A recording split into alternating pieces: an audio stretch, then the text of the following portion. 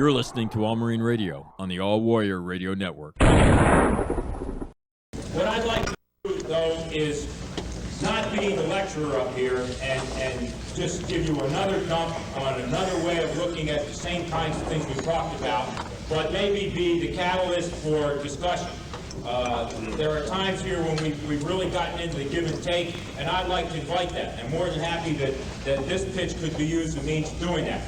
Now, first let me explain what this pitch is. In the 9th Marine Regiment, where I just came from, I give this pitch to all the battalions when they first come in. I want to explain a little bit about the officer school out there, because it's necessary, I think, for you to understand some of this. Our officer school is pretty extensive, and there are a couple reasons why it can be. We're not encumbered by dependents out there, which is a good thing. I try to run the officer school in a series of different kinds of events. On Friday afternoons, we do the theory or the map exercises, which last a whole afternoon and usually into the happy hour in the band and the cruise in Kingville. On Wednesday evenings, we do what we call battlefield skills. The lieutenants got on me and said, the theory and the map exercises are great, kind of the things that we've been doing in here, the sand tables and everything else, but we want some of the techniques too. So that's where I teach scouting and patrolling, where we teach takedown of a building, that sort of thing. We also have Warriors Night, where we bring people from outside to talk to the officers about certain things. We had Mike Wiley and General Van Riper talking about maneuver warfare. We had them on special operations, Mount, with General Christmas and General Johnston, and those sorts of things. The officer school program is pretty involved, and we use that as a way of maybe teaching the concepts of maneuver warfare, too, in a lot of different areas. I give about 95 to 98% of all the officer school person. Now, there's a reason for all that, the reason why I'm telling you this. One of the things we're dealing with is commander's intent here, and we've had a big discussion about that. My feeling, and what I tell all lieutenants when the units first come in, is someday that lieutenant might find himself on top of a hill with his platoon, that we are somewhere doing something for real, or maybe on an exercise and not for real, but as things normally happen, he can't talk to anybody, but he knows he's got to do something. Now, at that point in time, he's got to ask himself, what would Colonel Zinni expect me to do right now? And I want him to have a clue. So commander's intent begins when he first arrives in my regiment. I begin explaining to him how I think, how I feel things go down. This class is my idea, my conceptualization of the battlefield and fighting and what it's all about. I also tell him that when we're at officer school, he has a right to challenge anything I say. As a matter of fact, I wrote a letter to all my officers. It's the lead into the first map exercise that says, my solutions, my statements, my concepts should be under the most serious challenge. And they have to stand up and question it and challenge it. Don't accept anything that I say. And they take me up on that.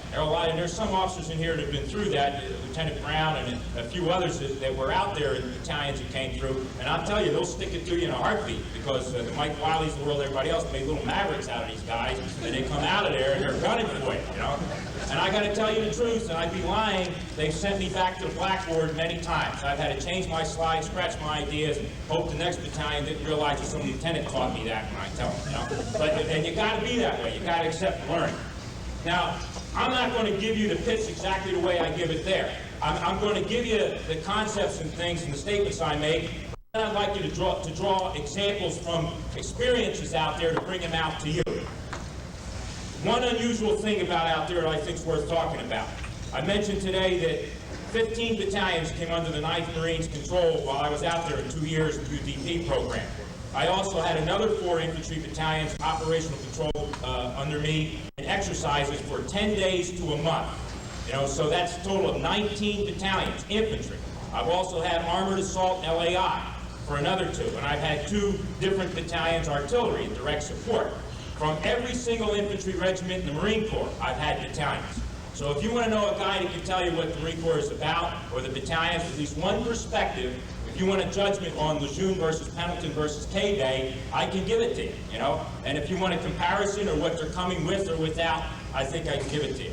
The experiences are based on 10 major exercises or deployments, and a shit pot full of observations and training and things that were done on Okinawa or short-term off of that. There were MUSOC, They were the regiment as part of the division. They were as an RLT as part of the brigade. So it's a variety of experiences too. Combat concepts are my thoughts of 24 years experience about combat.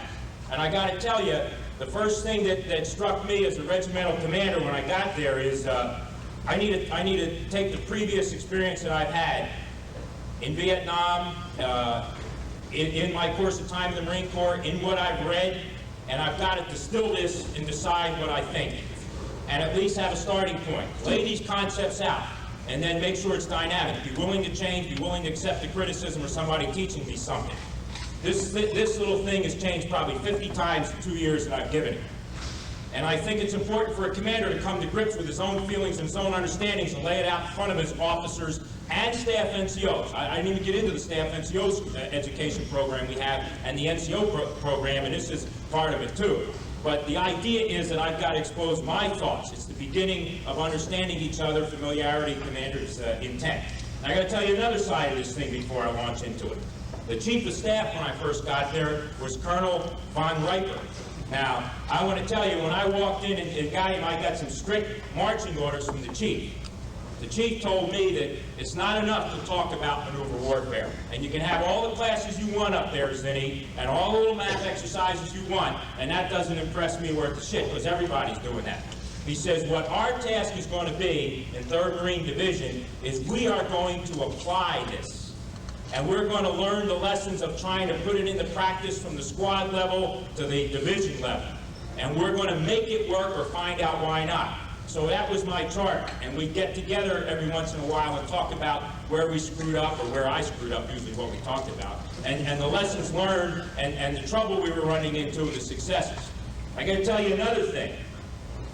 Inside the classroom, there's no one out there, Lieutenant Colonel and below, that's not accepting this. I mean, there are a lot of people that understand it in varying degrees or don't understand it to a certain degree. They accept maneuver warfare as a doctrine. They're happy about it. But I found that within the classroom, it all was good, it was accepted, it was fine, and I felt really warm and fuzzy.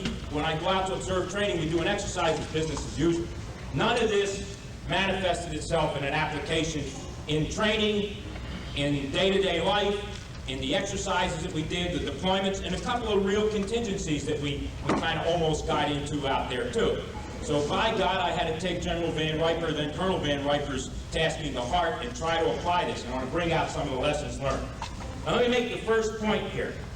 The first slide I always lead off with in capital letters is this one, the commander in combat. Before I get into anything else, because you see we've depersonalized what this is all about.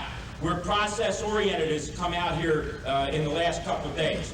I think if I had to describe our system, what we would say, if again that Martian came down and visited the Marine Corps, is you've built yourself a process. You've built yourself a bunch of checklists and a system, and what you're telling me is personalities don't count, people don't count. Just take the guy and kind of put him through some rudimentary training, processing through the schools, plug him in, and the system will take care of him. The staff will take care of him, the planning process will take care of him. Well, it doesn't work. It doesn't happen that way. The most important component of command is the commander. The commander has got to have a personality, he's got to have a style, he's got to have an innovative, fresh thought once in a while, he's got to drive things. You know, he can't just be another guy in the system, in the organization. And so I always spend the first part of this pitch talking about the commander. There are two people on that battlefield, either the commander or the leader who supports the commander. Now, my officer schools require everybody attends. The chaplain, the doctor, the motor T officer, the supply officer, everybody. And we only talk in officer school about warfighting. There's no such thing as, we're going to cover how to read the less today or any of that other bullshit. We talk about warfighting only. And it's important to not write yourself off because you're not the commander. I told some of you that I got a class on the chaplain in combat. It's a very important class. Matter of fact, the chaplains, the division psychiatrists gave one of the best officer schools we had on handling combat stress and returning the guy to the front lines and where the chaplain ought to be located during combat. And it was pretty valuable. It was very important. Generated maybe more discussion than any other officer school I ever heard. And read about some of the battles of World War II and look at how many people we lost to battle fatigue, And you can see that's a tremendous drain. This guy has a lot to offer, both of them, if they're motivated properly and want to do that. Now, I tell my guys that what they've got to do is basically 4 things. 1 is understand the battlefield. 2nd, be able to sense the battlefield. 3, be able to shape the battlefield. And finally, be able to fight the battle. It's this simple. This is what you as a commander or a leader who supports the commander has got to master. Now, how do you understand the battlefield? Well, part of it's what we are doing today. It's part of what the schools do here. It's trying to distill from our study, our readings, previous wars, from reality what the battlefield's all about.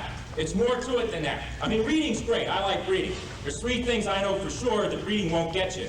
They're totally on.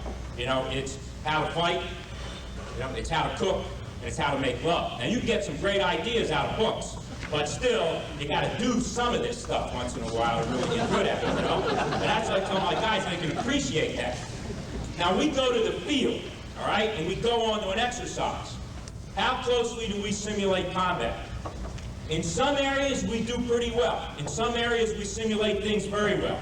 In some areas, we don't approximate combat, but we do something pretty close. In other words, we certainly create enough friction ourselves to have friction present. It isn't the same kind of friction, but there is a friction. You know, we almost get inside our own OODA loops and unravel ourselves most of the time out there. But, you know, it's a sense of understanding what the battlefield, what friction is about. Things are screwed up.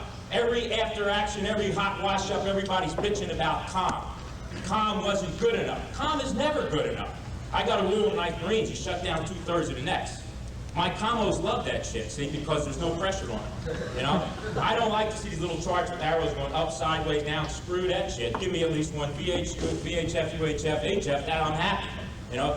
2/3 of the nets are shut down. We randomly pick the nets and close them down to see if we can operate with 1/3 of the nets.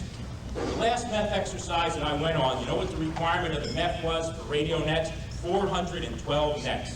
Now you imagine that, 412 nets, you know, emitting all in the same grid square. I mean, this is, no way. I don't want to turn shit on. And communications is not common. I'm going to talk about common.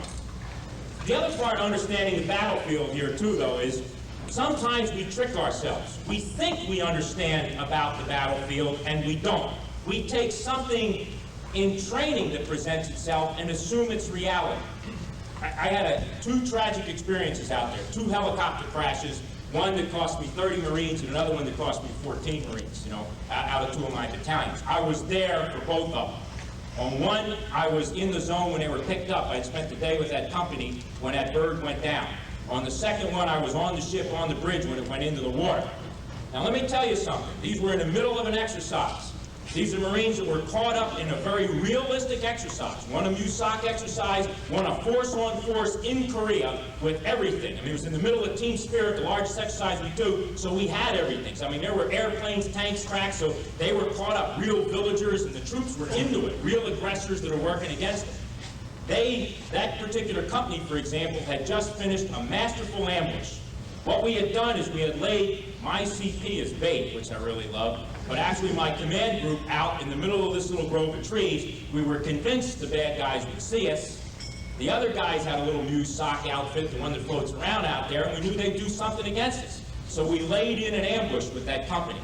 We hid the troops around the paddy dikes, and we put the heavy machine guns in Hummers in the tree lines and some LAIs, LAVs. When the helicopters came in for the big assault raid on the CP, they go, whacks, they ran out. This company was euphoric. I mean, they were on a high, they were great. When that tragedy hit, when that one platoon was wiped out, when 30 men died, that company was just devastated. That battalion was devastated. Now, for the first time, they experienced a real feeling that would happen in war. We were playing cowboys and Indians, bang, bang. We were assessing casualties. People were being medevaced out with pretend wounds with moulage kits. These were real dead people that you had to dig out of a burning helicopter. And they experienced, for the first time, and hopefully the only time in peacetime and training, the real feeling of a loss and dead buddies and everything else. That's something you can't simulate. Now, my obligation to the battalion commanders was to get their head back in the game and force them to go right back into the exercise, which in both cases we did. And there were some questions about that. Some troops saying, should we continue on or shouldn't we? Should we get back into the helicopter? You know, obviously the leader's got to be the first ones in and you got to show them. But that's an element of the battlefield, understanding it, that you can't ever simulate anywhere. Those troops will never forget that. Those of us who were in Vietnam, we lived that. Now let me tell you another part of understanding this battlefield that they want from me. I gotta be honest with you, this is one I don't feel good about. They're always hitting me up for your combat experiences in Vietnam. I had 2 tours in Vietnam. One as an advisor to the Vietnamese Marines, one as a rifle company commander. They want to always tap you for what was it like. There's a temptation to take the experiences you had and draw too much out of it, and you got to be careful of that. Our memory does a trick on us. I remember things differently than they maybe really were, maybe better than they were. Maybe I remember lessons that weren't really there. Maybe I remember doing things in a very orderly fashion that led to some result that weren't done in an orderly fashion. It didn't quite lead to that result that I made up. So I got to constantly do a self-test, and I'm a little reluctant to tap the combat experience and explain it, but it's necessary. I try to bring in the guys like Bill Fight, John Ripley, General Van Riper, all the people that were out there, Mike Wiley, that did have combat experience. One of the best nights we had was on combat leadership, and that was a night when I had General Van Riper, I had Colonel Ripley, John Ripley, and I had Colonel Bill Fight. Highly decorated, great combat experience, very credible men, and I put them in front of the officers and it was go for it, question and answer. An interesting thing happened. They asked these guys a question, and the 3 guys answered it in a different way. This blew their vacuum tubes, and they couldn't understand how 3 guys with a shit pot full of Navy Cross, Silver Stars, all these things, great guys, senior officers, came to different conclusions on the same experiences. And they started asking me, which one do you agree with? I hate to say this, guys get in trouble. They call one the Prussian, who I won't name, one the politician, and one the surfer. And you can sort out who they were. Don't wax your board, General. You're safe. But the lieutenants feel from these people were interesting in their approaches to the same thing. Things like flak jackets and helmets. I'm an anti-flak jacket and helmet guy. I don't believe in them. I hate them. I don't think you ever need them. We ought to shit can them for a lot of reasons I'll talk about later. They serve no purpose, you know. For everyone a guy can say, they just saved my life. There's 87 guys running around that were so tired, pooped out, worn out that they didn't see the bad guy, got caught in an ambush. You know, the troops were drained, and they don't serve that kind of purpose. It's counter to mobility and everything else. Well, that was just one thing that generated a real heated discussion amongst those officers and amongst the group, because there were some of them that said, you wear them all the time, mine was zipped, my chin strap was always buckled. Bullshit, I've never seen a chin strap buckled in any Vietnam picture I've ever seen in my life, you know? But that's a little off the point. It's a little bit in trying to understand what goes on in back, sensing the battlefield.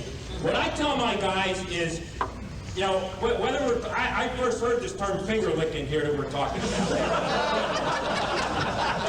But whatever this is, which is probably the basic instincts you got to develop about the battlefield and about war, you got to learn how to sense what's going on in the battlefield, and you got to prepare yourself for how to sense it. I'm going to give you a couple examples. The only guy I ever met in my life that had a natural feel for this shit was Ray Smith. He was my XO when I was battalion commander, as Ray Cole said. And Smith was uncanny. He used to piss me off because I had to work hard at trying to figure shit out that came naturally to him. The scariest thing that ever happened to me in the middle of the CAX, we had 2 engineer breaching teams to breach the wire to go into the bunker complex. And we had talked about, you know, this little lieutenant who had a genius idea. He says, sir, I'm going to create out of high a 3rd breaching team in case one goes wrong. And I thought it was a little unnecessary, but he did it. Smart kid. One did not go. You know, one of those little Bangalore suckers did not go boom. And I was stuck with one company breaching going in, one hung up.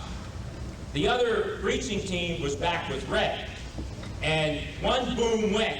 The other one didn't go right away, and I was in the track, and I was about to squeeze the handset and say, send up the breaching team, and over this thing came Ray Smith and says, I know you want the breaching team. I dropped the handset, you know, and got a little scared, but he used to do this shit to me all the time. What I also tell my guys is a number of battles take place out there.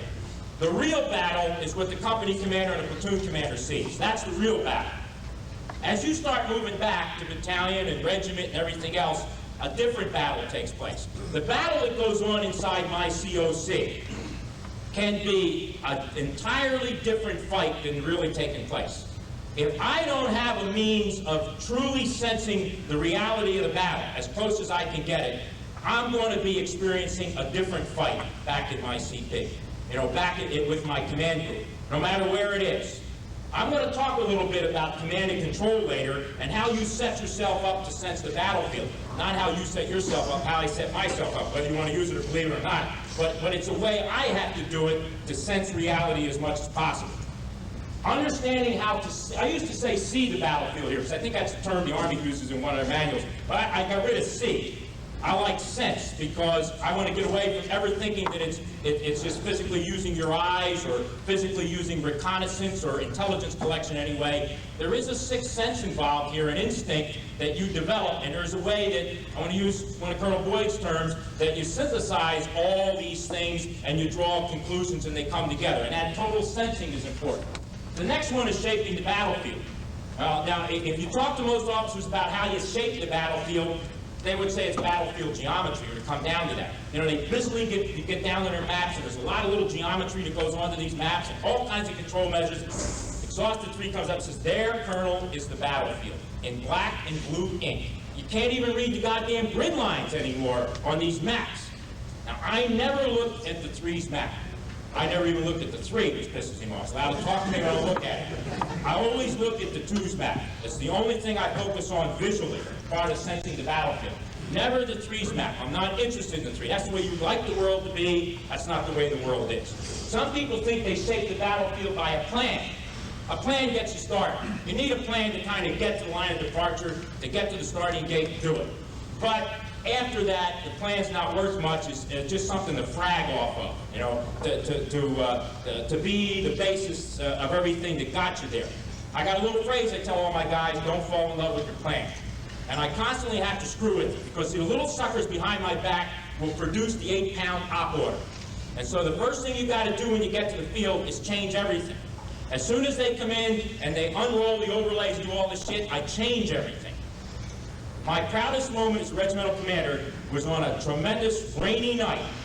You know, when it was probably the most miserable night of my life, on a hill in Korea, stuck in the back of a Humvee, and the watch officer, this little captain, my S3 out, was sitting there, and it was time to issue a frag, and I told him what we were going to do, and he pumped out a quick yellow canary, and he took his big gigantic crayon, and he whipped out an overlay in about a nanosecond, which just basically was your basic fundamental nothing overlay. And he looked at that and he said, you know, Colonel, I used to pride myself on my overlays until I started working for you.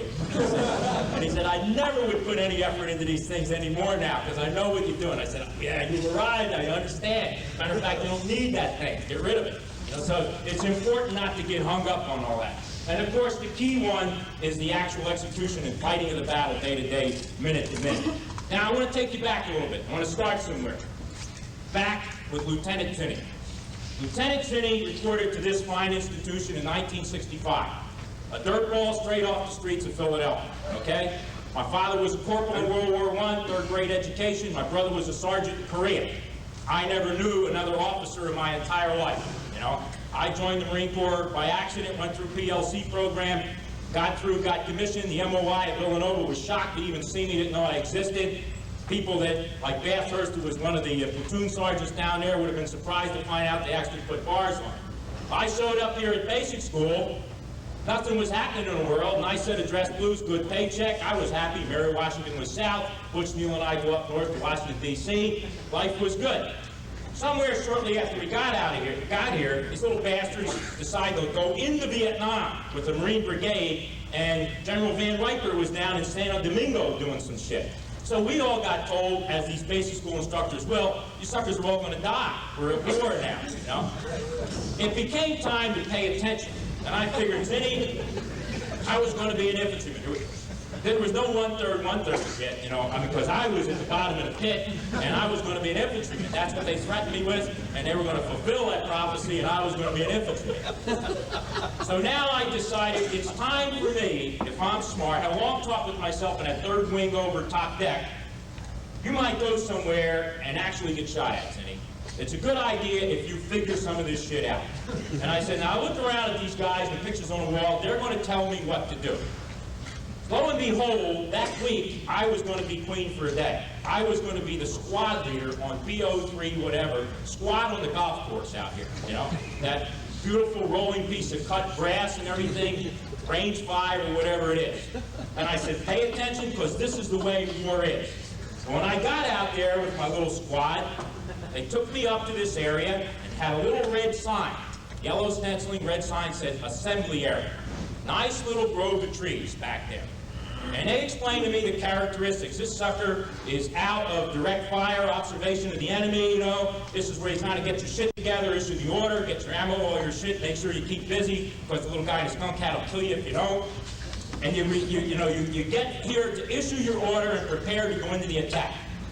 I had read that you better conduct a reconnaissance. So I go up to the guy in the skunk hat, excuse me, I'd like to go forward to the line of departure and conduct my reconnaissance. Hey, good, Zinni, another check mark, 5 points for Zinni. And I crawl up to the line of departure, nice little berm that they had cut there. Crawled up, peeked over, there, out there were all the things I expected to see. Wrote my little notes, got back, issued my order. Little sign up there that said LD. The big argument here in those days was whether that should be LOD or LD. We were into heady shit. And I didn't want to get bombed out, this was over my head. But I came back to the assembly area, got my shit together, got my squad, moved up. Right behind the line of departure was a little sign that said attack position. And I said, I don't have to occupy this, I know that. But it is the last covered and concealed position. Just in case somebody's got to take a dump before we go to the hill, I got you. I got to cross this thing, deploy. Regardless of what Cole says, you always pick a wedge. They can't screw with you if you're in a wedge, you know? Because, you know, unknown, good all-around security, unknown enemy situation. I mean, who's going to argue with the wedge? You get into this echelon right shit, echelon left, too hard to control, nobody understands it. 1791 drill manual, I don't want to touch that at all. We go over the line of departure now, and we're in the open. And a little target's up on the hill, and as we're moving down, the demo pits go. Boom, boom, boom. Aha, incoming, you know. Move through incoming. We go charging through incoming. Then, tat-tat-tat-tat, you know, bada-bada jam, bada-bada jam. And the little simulators are out there cracking at you. Aha, incoming mixed with direct fire.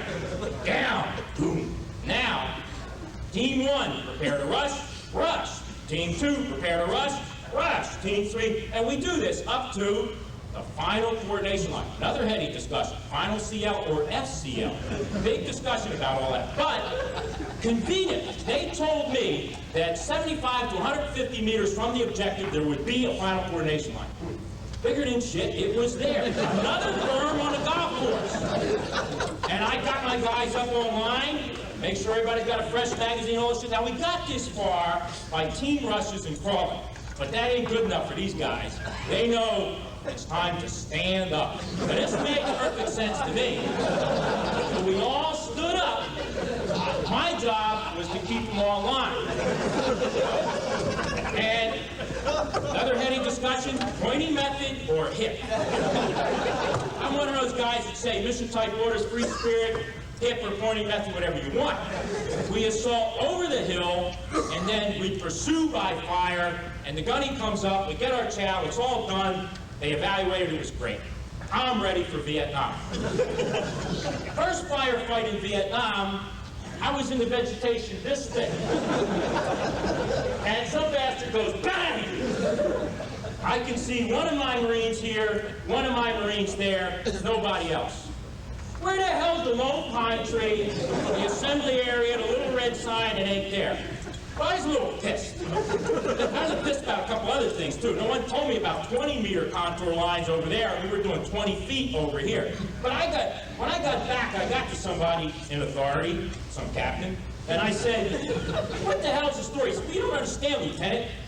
At basic school, we just teach you the basics. You have to have a foundation. That was just the foundation. Those are the basics. You have to go through that first. That's why I don't mind that, but why do I have to do my graduate work in Vietnam? I mean, there should be something that kind of gets me into jungle fighting, you know, and the real way it is. 24 years later, I'm still looking for the final coordination line, the line of departure, the phases of the offense, and all that other shit. It ain't there. You see, the problem is, what we gotta do is look at reality, distill it down to a theory about war, and then learn how to apply it. You know, in here is going to be the doctrine and all the stuff we're trying to write. Here's the training and the application. You know, now I'm in here, which is great. This is easy, guys. Being back here is easy. Down here, it's hard. You know, I was one of these guys who taught here and at Command and Staff College. I got 10.5 years at Quantico being part of the problem. And we put out shit that doesn't work down here, you know? It doesn't work. You want to hear the shit that my lieutenants tell me. I'm out there and I'm watching them do stuff. I said, what the hell are you doing, Lieutenant? Sir, this is the Australian peel that I was taught at basic.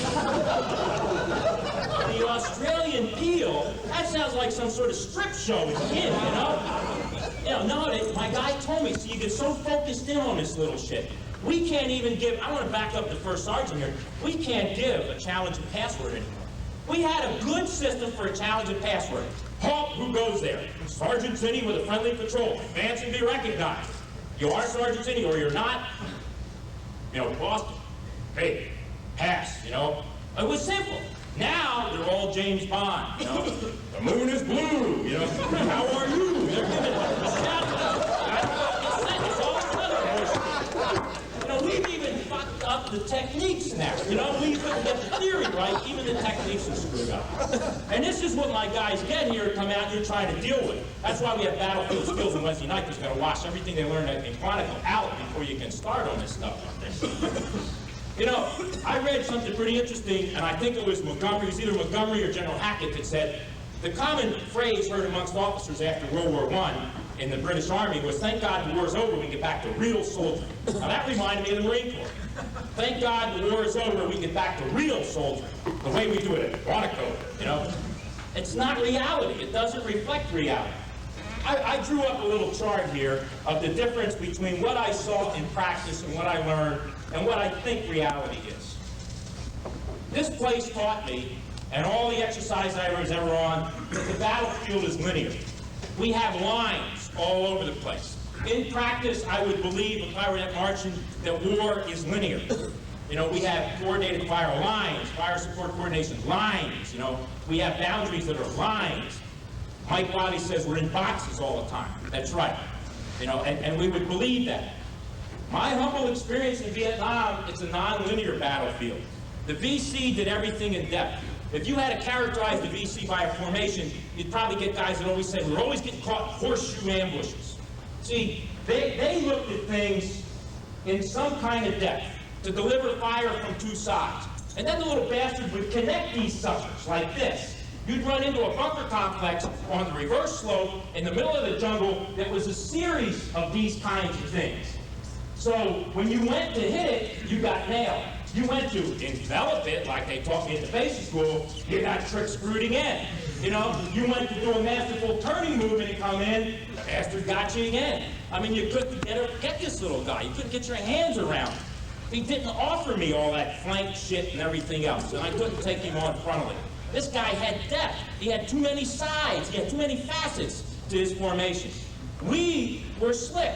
We're in boxes and lines all the time. That doesn't work. This works. I was always taught frontal and flanking, basically. You take them on head on, or conveniently, he'll have an unanchored flank that just dangles off the side of the hill. I got to be queen for a day a second time. I got to envelop at range 5. The thing that scared the shit out of me is the hill was huge, and in those days, when men were men, we threw a Willie Peter grenade as a signal to cease or shift the base of fire. None of this smoke shit. And I got out there with that Willie Peter grenade, and I looked up that hill. The rest of the guys in my squad were like this. And the guy, Major Skipper, who was the guy who ran squad tactics here, said, big guy from the south, you know, one of those guys who chews 87 lugs at the back there. He said, Zinni, you an Alice arm? This would be the greatest throw of my life, man. To haul that sucker up there. But the envelopment was the same. I mean, conveniently, all the targets were facing that way when at the top of the hill. I said, this is great. You know, all the enemy will give us a flank. They don't. Infiltration and penetration is the way you gotta go. We beat that to death. I know we've talked about that a lot. In practice, we seize terrain. We do what I call process terrain. We process ridge lines. We process high ground. We go from one piece of high ground to another piece. I was an instructor command at Staff College. We gave graded requirements there. Some of you were students at that time. Now you run the institution, Dave Vedder and everybody else. But we would say, give us a concept, you know, along with the overlay and everything else. I'd get these things back, they were great. The symbology was perfect. Everything was indented correctly. All the words were there. But it didn't say anything. They processed terrain. Objective 1, Objective 2, Objective Alpha, Objective Bravo, Intermediate Objective, because it's a little smaller piece of high ground. There's a bump between this ridge line and that ridge line. So it is a goddamn intermediate objective, you know? We process this terrain all the time. We over-focus on terrain all the time. As I said today, in the 9th Marine Regiment 2 years, I never ever designated a terrain objective. There was nothing that ever had RLT Objective 1 or Objective Alpha 1, never. I never ever designated a terrain objective. It misfocuses, it's needless, you don't need it. Terrain's overrated. When I say key terrain, first thing comes to your mind is high ground. I contend high ground's not key terrain. Low ground's key terrain. The only time you occupy high ground is to control low ground. Really the low ground, the avenues of approach, the kinds of places you move through are what's important. Everything else really gears you to that. You know, it's what gives you the freedom to move, and usually it's down there. Some interesting thoughts. I got a class on terrain and everything else and on movement. Interesting to study the VC and how they move and why we couldn't find them. Because I read a few books written by some people, and I talked to some VC-NVA prisoners when I was a stupid-ass lieutenant captain to figure out, why can't we ever find you little suckers? And he told me why, a couple of them. You know, it's the way they move. Ingenious, not the way we think about moving. I think really, instead of seizing terrain, you gotta look at how that enemy's deployed, where he is, where the force is, how he's disposed. And you gotta develop that disposition. That is gonna be what you're gonna do to unravel him rather than seize terrain. I was taught about deliberate attacks. I just described one. You know, the line of departure, the final coordination line, everything else. It's a series of meeting engagements most of the times out there. The guy never conveniently plops himself on top of the hill with one pine tree waiting for me to attack him. He just bumps into me and hits me when I'm not expecting him from the wrong direction. All the time he does that to me. He doesn't cooperate. He isn't part of school's demonstration troops like I learned when I was a lieutenant. SDT used to be the forerunner of the old EI company or support battalion, whatever the hell you call it now. Those guys played the game right. Bad guys don't. I learned about a deliberate defense. Once you stop, you changed everything. On the military crest of a hill, you set in a defense. If you were in a zone, forget that. Now you're in a sector of the defense. You're not in a zone of attack anymore just because you stopped. You know, now we have FPLs, PDFs, you know, final protective fires. We're going to put out tactical supplementary protective wire. We're going to do all this shit, do all it. You know, we're going to put this tremendous defense in. The Maginot Line's going in overnight. Never, ever in my life did I do that. I have always in my life put in a hasty defense. I stopped for a short period of time and had to get a hasty defense. I didn't change the names of things. I didn't have time to go through this tremendous preparation. You know, it just wasn't there. I'll tell you what, I used to look and sit on the front end of this thing and say, why am I here instead of there? Before somebody, and I read Mike Wiley's article in the Gazette on the reverse slope defense and found out I'd be smarter if I was back there instead of up front here. You know, and that's where we're going to have to look at putting in these defenses. This is planning oriented, this is execution oriented. The way we talk about it, practice it, is process oriented. The process is the end unto itself. We beat that to death. This one's personality oriented. I saw in Infantry in Battle a great line that led off one of their chapters. That to win, what you need is elastic tactics, swift maneuver, quick decisions. I said that captured it. Because what's the opposite of that is what we've been doing. Rigid procedures, methodical fighting or methodical battle as Bill calls it, and a slow process to get you there.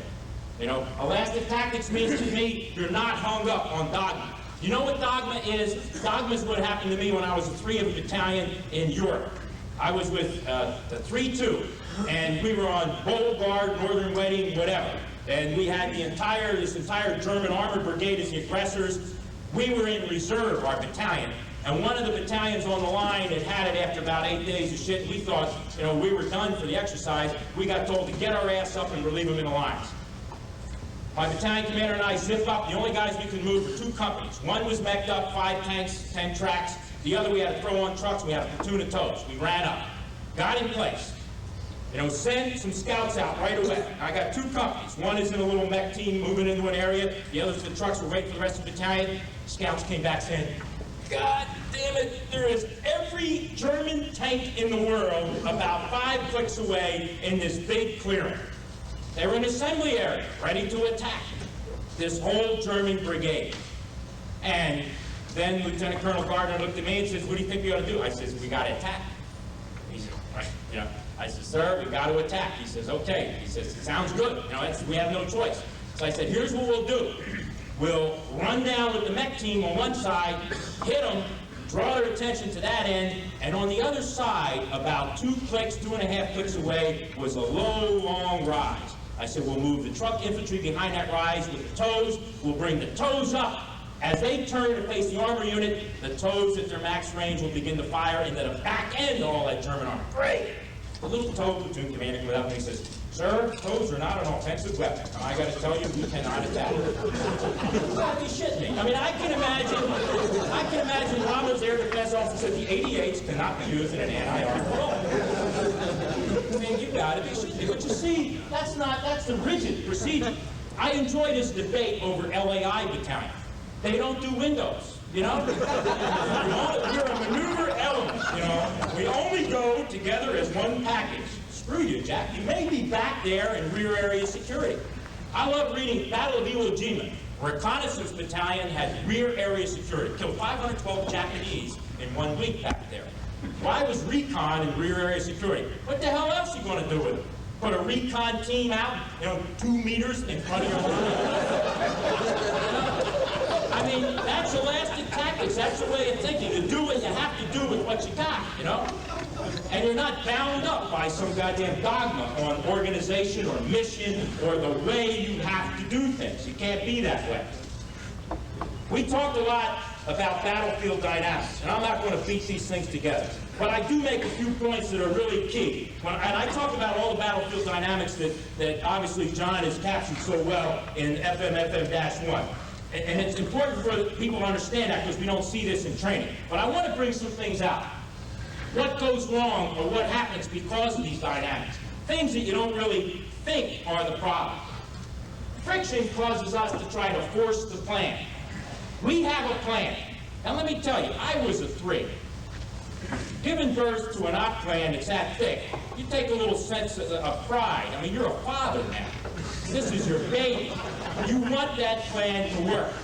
I don't want the general, the colonel, to scrap my goddamn plan 15 minutes after we get into the, you know, this represents a chunk of my life here, an investment. So as soon as I run into the friction that tells me the plan ain't going to work, what I see is force the plan. Pay attention to the 3 in his map. Forget the 2 in reality. God damn it, this is the battlefield over here. Look at the black and blue lines, not at that red crap, you know? And we're going to go with the plan, the way the 3 said it and the way I signed it 52 times every annex and every appendix and package, you know? So they want to force the plan in the face of reality or in the face of the inability to execute the damn thing. Uncertainty, which we've beaten to death. The biggest fear about not having enough information, you can see it on the table here, is the fear that you will make the wrong decision. That's never the problem. The problem is that you make no decision, not that you make the wrong decision. You know, if we can go back to those of us who were in Vietnam, how many times units were frozen by one sniper shot, frozen by a contact, a whole company pinned down. Uncertainty. What am I up against? What is he trying to do? I gotta have perfect information because I need to make the right decision. The worst thing that can happen to me is to make the wrong decision, and that's wrong. The worst thing that can happen to you is happening. You're making no decision. You know, and that's what uncertainty causes. Inaction, indecision, and that's the worst thing that can happen. Better or wrong decision here, clearly, anytime. The human dimension, you know, that's something I think that will never really replicate in training, but it's important to understand. As a company commander in Vietnam, I can tell you a couple of things happened to me right off the bat. I flew into Vietnam with a lieutenant on the same airplane. By the time I got down to my company and checked in, it turned out he was coming to my company too. He was going to be a platoon commander. It just so happened, when I got down there, he had beat me down there by about 5 or 10 minutes and had checked in. As I was walking to where the company area was, I walked around one of the little C huts back when Hill 34, the battalion was back in from the field, and I heard him talking to his platoon sergeant. So the next morning, I kind of hid behind the little C huts in the area to see what would happen. He took about the first 5 rifles, turned around to the platoon sergeant and says, "You gotta be kidding me, these rifles are filthy. You know, and you told me they clean weapons here." Platoon sergeant says, "Lieutenant, we didn't know this was going to be some kind of boot camp inspection." And obviously, right away, there was a challenge to him. And unfortunately, that lieutenant lived up to it. I got to tell you 2 other incidents. I had a man in my platoon, or in my company, that one day I saw him put his cover on after I'd been there about a week, and it had scalps in it. I had another man that showed me some Polaroid pictures of what they had done to some women that had been killed in a firefight. And I detected in his voice when he showed that to me, the nervous laugh and scared and shaky, that he wanted me to do something about it. He didn't want me to accept it or gaff it off, as the previous company commander had done. I grabbed the pictures out of his hand, I ripped them up, I grabbed them, I said, "That shit will never happen as long as I'm a company commander here." And I grabbed the cover and I said, "You burn that son of a bitch, and everybody's going to do it right while we're here." I detected a tremendous sense of relief amongst those troops. But you know, I had a previous tour in Vietnam at that point, so a degree of confidence had come in there. The new lieutenant, who didn't have that, has got to dig down for some very shaky moral courage to dig up in the face of those kinds of things. And that's one of the human dimensions he has to face. It isn't only the fear of being killed. The guy constantly is fighting duty versus fear. Not only duty versus fear for being killed and running away, but for making the right decision, maybe the morally right decision. The lieutenant can run away from it by not doing the inspection, see? He can take flight and give in to fear over duty. And it's a constant battle. The leader goes through it as well as the led. The battlefield is full of fleeting opportunities. A key point he has to understand one of the dynamics. There are opening and closing windows out there, and he's got to jump in on them. He's got to recognize the ones that are important, that are relevant, and then he's got to act against them. That's key. I read somewhere, I apologize because I can't remember the book. I know it was a retired Army Lieutenant Colonel who wrote a book on leadership, wrote a book about the dynamics of the battlefield, and about leadership traits that overcome these dynamics. And he said, in the examination of a tremendous number of fights, that there were 5 basic leadership traits that came through. And then he later on said, but there are really 2. They're not consistent and they're minor. There are really 3 that every leader must have. He must have the moral and physical courage on that battlefield. I talked about the moral a little bit. I think the physical is obvious. You have to have that will and determination to see it through. He's got to be decisive. He's got to be mentally tough and physically tough. You know, I have a class on physical fitness in combat.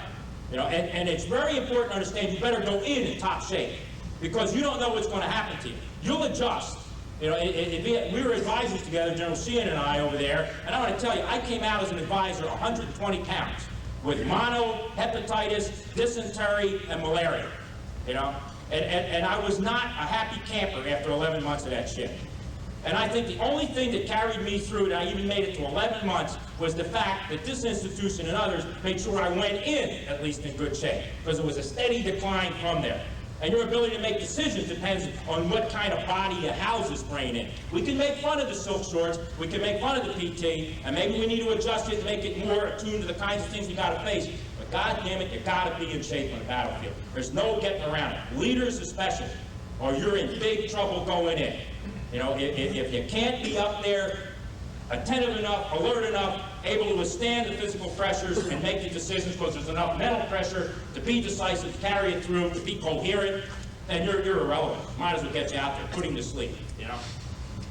The third category is one we've neglected for too long, and that's the requirement for intellect. You know, the skill, what we're talking about now, the knowledge.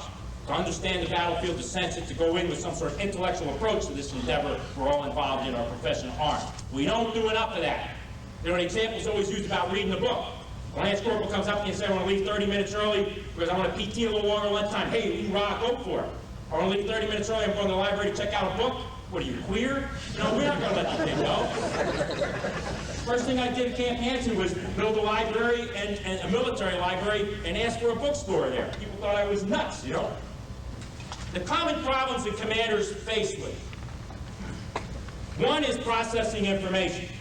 The trouble with being a commander is you receive all sorts of information. The trouble with our systems now is it's designed to give you more. Not better, more. I get more stuff now. I couldn't sort out the stuff I used to get, and I'm getting more stuff. Patton said, nothing is good or as bad as it first reported. That's true. You always got to take everything that's told to understand the truth lies somewhere in between. You've got to sort out the relevant. You've got to sort out how and what information you get. I'm going to talk a little bit later on about command and control procedures, these ideas of these internal briefs. Everybody from the chaplain and special service officer parades in front of you at the end of each day. It tells you what the hell happened, the history lesson. Who needs it? You don't need that shit. It should be no briefs. You know, it should be none of that. The information has to be controlled, what comes to you and what quality. And you have to be careful as to how you assess that information. You end up dealing with the most pressing problems, most pressing concerns directly and instantly. I read somewhere where Rommel looked out over the Kasserine Pass, and one of his commanders said to him, these Americans will never make it, we're going to wipe them out. And Rommel said something that kind of interested me. He said, no, he said, they'll do all right. He said, the problem with the Americans is, like all new men in war, they deal with their most pressing problem most directly and first off. So I thought that was an interesting comment. So then I thought about Rommel in North Africa. What had to be his most pressing problem? And didn't he deal with it directly and up front? His most pressing problem, at least to me, was his logistics. It wasn't getting through. You know, he's always running back to Commando Supremo in Rome and bitching, and that was what he griped about most. Did that affect how he operated? No. Instead of doing what everybody told him, or the logic would dictate, to have shorter lines, to pull back, to be basically defensive, he was attacking, long lines, strung out. The Brits, I guess, were going nuts. Because they had Ultra, they were sinking these ships. Why didn't this son of a bitch stop it? You know, he didn't deal directly with the problem that was of greatest concern with him. He didn't let it affect his judgment all the time. It will. Whatever's eaten at you would be what drives every decision directly until you learn how not to let that happen to you. That's tough to do. Understanding what you want to do is a problem too. We talk about commander's intent. We talk about assessing the center of gravity. I'm going to get into all that, at least my view of how you do that. The toughest thing is figuring out what the hell you want to do. What you want to do to the enemy, what you want to do in order to accomplish your mission, you know, what you want to do relative to your own forces. The next problem tied into that is how to express that desire of what you want to do. The other problem is maintaining an orientation on the enemy. Everything draws you off the enemy. We focus on terrain. We focus on logistics. You know, we focus on all kinds of other things. We focus internally on our organization.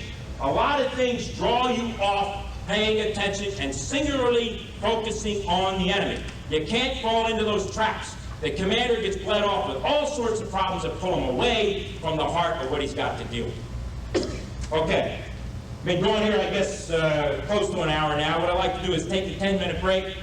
And when we come back, what I'd like to next go into is a series of these concepts, a series of these ideas, and talk a little bit about each one of them, and bring up a few examples as to how I saw them done well or not so well, where I still have problems, or I think I got at least a way of doing it that I want to throw out there. Okay, take 10 minutes.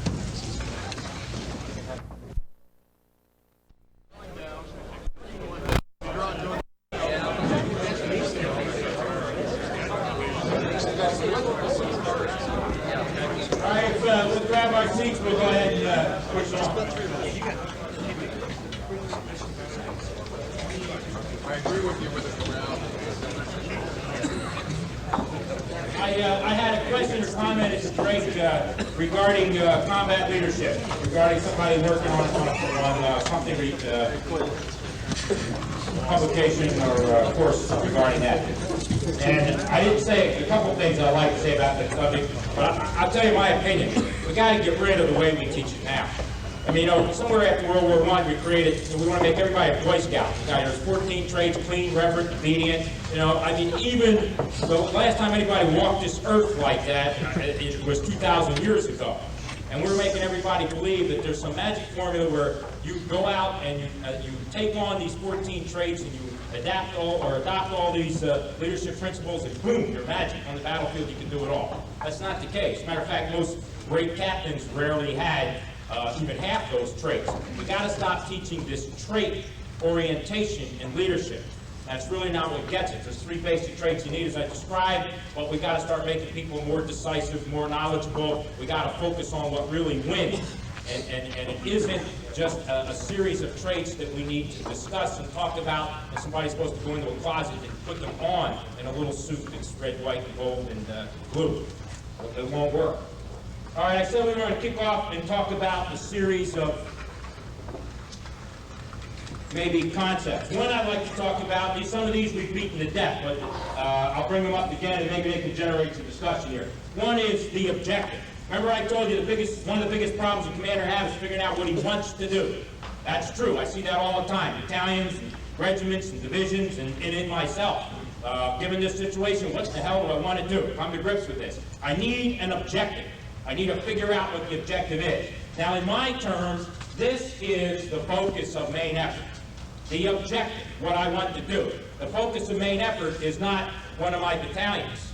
That may be my main effort, but it is not the focus of my main effort. The focus of my main effort is my objective, my aim. I'm glad I used that term because Colonel Boyd did too. So I was glad to see aim all the time. I like that. Better than objective, because objective in our mentality means goose eggs around physical things, terrain.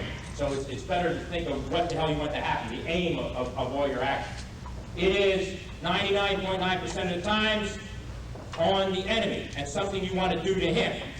I think, and I was confronted with this, I had a big discussion at dinner with somebody back here regarding times when it may not be articulated in terms of the enemy.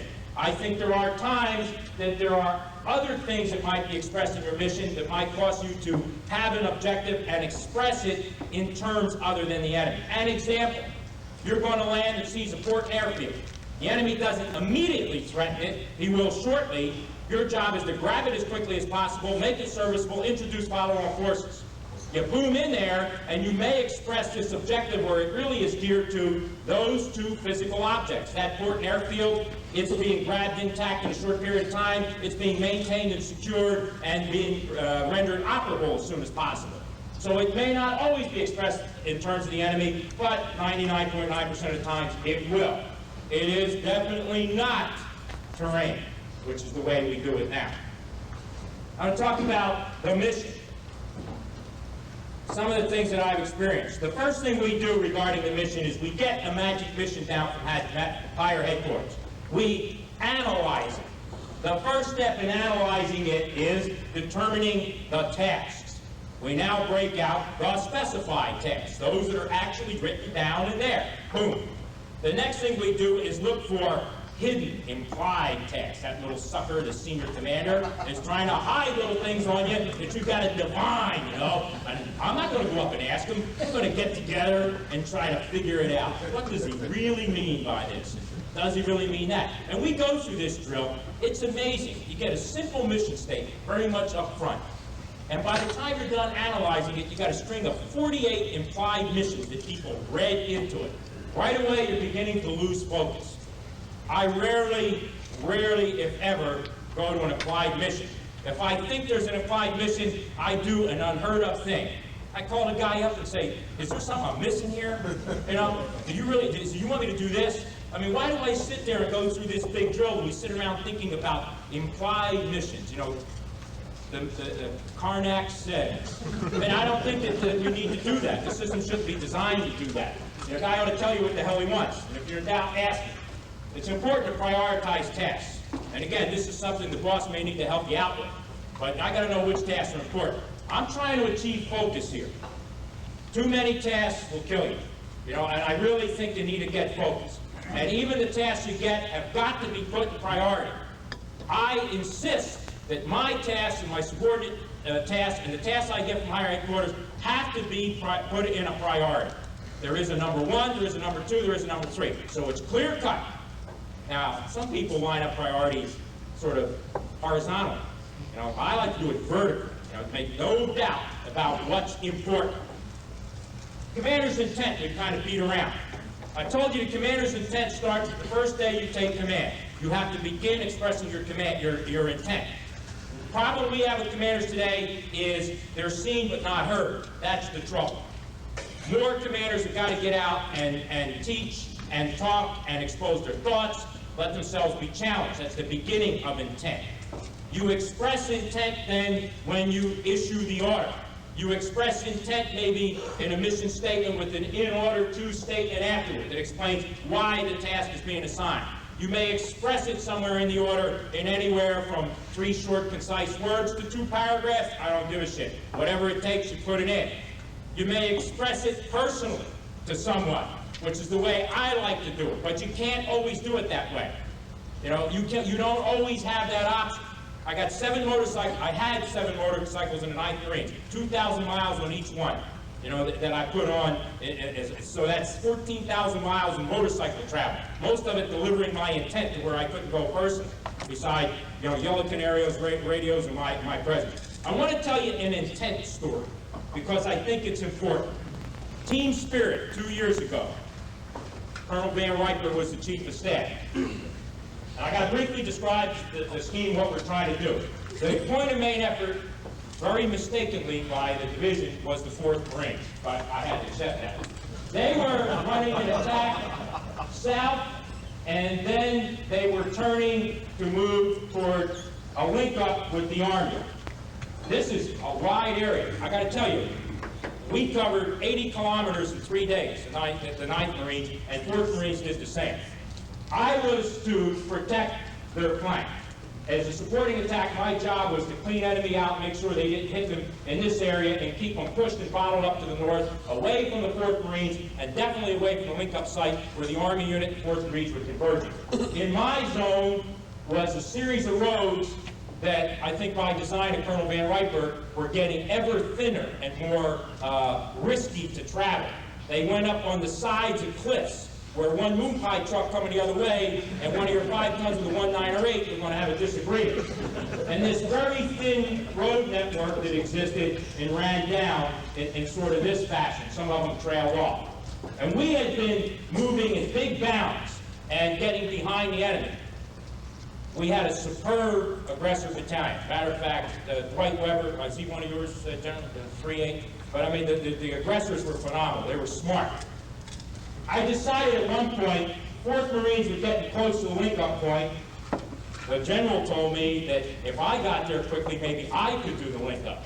So I decided we're going to go for it, 4th Marines, or the 9th Marines. We're going to get into this valley, steep hills, big hills all around here. It ran up. So I did a 2-battalion helicopter-borne assault. One came in down in this area, one into the north. I had enemy that was in front of me all in this area. What I wanted to do was get in behind them, cover and shield the link-up point, block any enemy up off to the north, trap this guy in between. Now I had one problem. My artillery fan was about like this, and my logistics and everything were back here. I stole the helicopters, division caught me, and they took them away from me. I wasn't going to get any more helicopters. They went to the 4th Marines. So I knew I wasn't going to get the kind of helicopter support to pump the logistics. My other battalion, I wanted to clear the only road that led me into the valley. Now, I personally go down because I knew this road was going to be an SOB to take. I went down to the battalion commander to give him the mission and my intent. We were playing Queen for a day down here. The XO was in charge today. So I go down, and there's the XO. The battalion commander's off doing something else, but he is leading the battalion for this day. So I got him down there, and I said, here's what I want. I want you to clear this road. I'm giving you the entire company of engineers.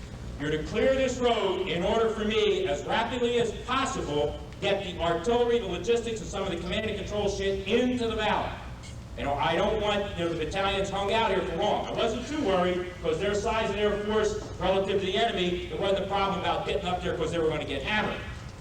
I said, I want it as quickly as possible, but I don't want anything on that road. I don't want to run into shit with the artillery battalion moving up or with some of the command and control, the CSSD or whatever. You got it? I got it.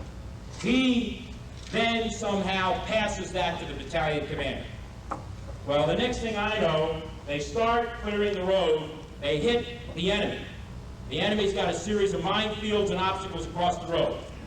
They go up and provide security, the engineers move up to breach. All of a sudden, the battalion commander decides, I'm leaving the engineers, I'm going to go chase the enemy. And he decides to launch off in this idea that he's going to kill all the enemy and crush them and get them on the run. Dwight Weber, the aggressor battalion commander, very shrewdly peeled off some of the enemy, the small units to the north, took the bulk south, stayed in contact with that battalion and moved and drew it off down here. And then his little units from the north fell right back in on top of the obstacles. So I went back to find out what the holdup is. And what I found was an engineer company commander should be put in for the Medal of Honor, because he was trying to breach this minefield, fight enemy, do all this other stuff. We had a failure to convey the intent. One, from me personally, after detailed explanation to the XO, and then in the passage of the XO onto the CO, there was definitely something lost. Now, the first thing you got to do when you deal with this sort of thing is establish blame. Now, I feel it's like I start out by saying it's like communications. It's the responsibility of higher headquarters, therefore it's my fault. Well, then and now we got that out of the way. Blame has been fixed. I've accepted it. Now we can talk rationally about this, you know. So we got into a big discussion about why this happened. And there was a big misunderstanding. I bring this point up because it's easy to talk about commander's intent, how this clears things up. Human beings hear what they want to hear, or they hear different things. In the map exercises we do, when I give the commander's intent, they're required to stand up, each of them, and then tell them what they understood, tell me what they understood by the intent, we tell each other, and then how they would execute it. And you'd be surprised at the disconnects in these map exercises. But after you do them over and over again, you'd be surprised at how much now closer together we come. This was a relatively new battalion. He hadn't been through the process. So there's training in giving and understanding the intent. We talked a lot in the last couple of days about establishing and giving intent. No one here has talked about how to receive intent. I don't think. I didn't hear it discussed. There's two sides of this thing. The guy that sees it has got to hear it right. And sometimes he doesn't, or he hears it through his own filters, and it isn't exactly the same. So sometimes you got to get the guy to talk back to you and tell you what he heard, to tell you what he thinks he's going to do. That's your little gauge, is to understand maybe how he grasped it. This is not easy. It is not easy to do. It doesn't work very well a lot of times. I picked up a little something I'm going to show you later on. I read something from Rommel that said, when you form combined arms teams, it is sometimes necessary to designate primary elements or a primary element. And I thought about that for a while. And I said, you know, that's a damn good idea. If here I would have given that mission but said the engineer company is the primary element of that combined arms team, BLT-13, that guy could have never missed one thing. That function that the engineer performs is his primary function in that combined arms team. It's the thing he's got to secure, he's got to promote, he's got to protect. That might have been communicated, in that case, by designating a primary element. And I thought that that might have helped solve the confusion. He wouldn't have abandoned the engineers back on the road, maybe. But it might help. But you constantly got to look for these ways, I encourage you, to make the intent clear. These little assists to prevent confusion. I want to tell you a little bit about the map exercises we do. I give a situation in a map. They're relatively simple. We got about 4 or 5 of them in 9th Marines. I had 4 or 5 of them in 9th Marines. They read the situation. We all come in a big herd. All the officers. They are the regimental commander by the scenario. What they have to do now is do an estimate of the situation, in other words, analyze what's in front of them, and they have to do a concept of operation. Now, when we first get together, we kind of go through now, okay, let's go through the estimate. Let's look at the mission, the enemy, the terrain, troops, fire support available, time, space, logistics, and all this other business. We discuss this. The first shock they get is it was very, very clear to them, and their estimate was correct. They saw it correctly. They get pissed because there's a regiment full of officers, and how the hell did you see it differently from me? There are arguments back and forth. When it gets to the enemy, and I'll talk about that in a second, I force them to select a center of gravity. And they very clearly see what the center of gravity is. Some of them do it in companies, some of them do it individually, some do it with their roommate or their buddy, and it was perfectly clear to them the night before. Well, now there's mass confusion after the first session. We never get too far. We come back in for the second session, we usually finish up the estimate. Now they've gone back and they've changed their concepts now, because their estimates they get a little uncomfortable with, and they've heard other views and opinions, and they're allowed to go back and change their concepts. Then we get into the concepts. They're all COs and 9th Marines. They all stand up and I take random, you know, this is what I do, this is what I do, this is what I do. At that point in time, I stand up and give my estimate, and I give my concept. And they have acted, and they do. I mean, now they're in a froth, and they've had their own opinions, and they're reinforced because there's a couple other little idiots that back them up. So they'll attack them, go right for the jugular. And they come in hard and heavy. And that's a big curveball. And then I do something really terrible at the end of that session. I hand them an order. No more debate. Here's the order. And that's where I kind of held my breath the first couple times. And after I've gotten their little fur up and they're all in this ball, what's going to happen now when they're forced to do it my way? There's no problem. They have no problem accepting it. They ain't happy. Not many of them agree with it. In the greatest way, Colonel, you're an old fart. About time for you to leave. It's not the way we do it today. But they take it on. And they go back now, and I break them down by unit. When we come back in, we have a setup somewhat like this. Each of the battalions has a table with the battalion commander and the staff, and then the companies. I actually take my camp headquarters and I make them another battalion. I don't call them camp. It's not camp, it's a staff. It's 4th Battalion, 9th Marines, 49ers. They've got a mission too, and they're organized that way too. And of course, all the attachments come in. Obviously, the engineers and everybody else. And now, each of them must get up and give they have read the mission, they have read the order, they must stand up in front of everybody and say how they're going to execute it. Well, now you see how each one read it differently. You see how things are not going to connect, how things, some cases, are way out of sync. So then you got to talk and discuss how we bring it back in. Why the attempt was misunderstood. Why this guy read it one way and what he's about to execute will not be, excuse me, John Boyd, in sync with everybody else. Not in terms of perfect timing, but in terms of the general thrust of what we're trying to do.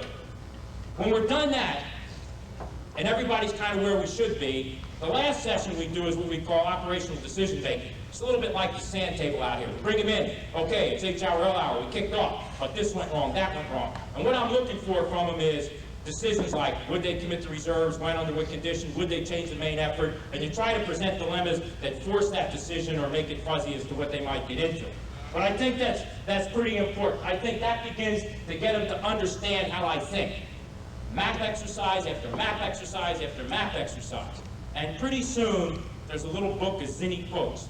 The thing that did my heart best was one day I saw one of my guys on TV being interviewed by FEN, Far East Network or something, and he had his little Zinni quotes. Don't fall in love with your plan, and he was giving all this stuff up in Fuji somewhere, and it made my day. You know, they begin to make fun of you, and they imitate you, and they do all this other stuff. That's good. They know me now. I like that. They know who the hell I am and how I think, which isn't hard to figure out. All right. Talk a little bit about the enemy. I tell my people that every enemy formation, every enemy force, every enemy organization has a center of gravity. Question, sir, do they have more than one center of gravity? Yeah, they may, but don't you worry about that. Pick one. I want focus here. Pick the center of gravity. What is the center of gravity? It's a source of balance, it's a source of strength. It's that one thing that gives that enemy position, that enemy force, its very essence, its being, the thing that can make it a formidable opponent to you, that can prevent you from doing what you want to do to it. What kinds of things are centers of gravity? It may be his will. It may be physically his capital. But let's bring it down, because I told you everything has it. It could be the machine gun on the hill. That squad's on the hill. That goddamn machine gun on the left flank sweeps the front of that hill in the approaches, and we can't quite get to it. We move and we get in there, we smoke it, we hit it, it's dug in, it's under coconut logs, it hits us, I take casualties, I've got to fall back. It's the damn machine gun nest, it's the center of gravity.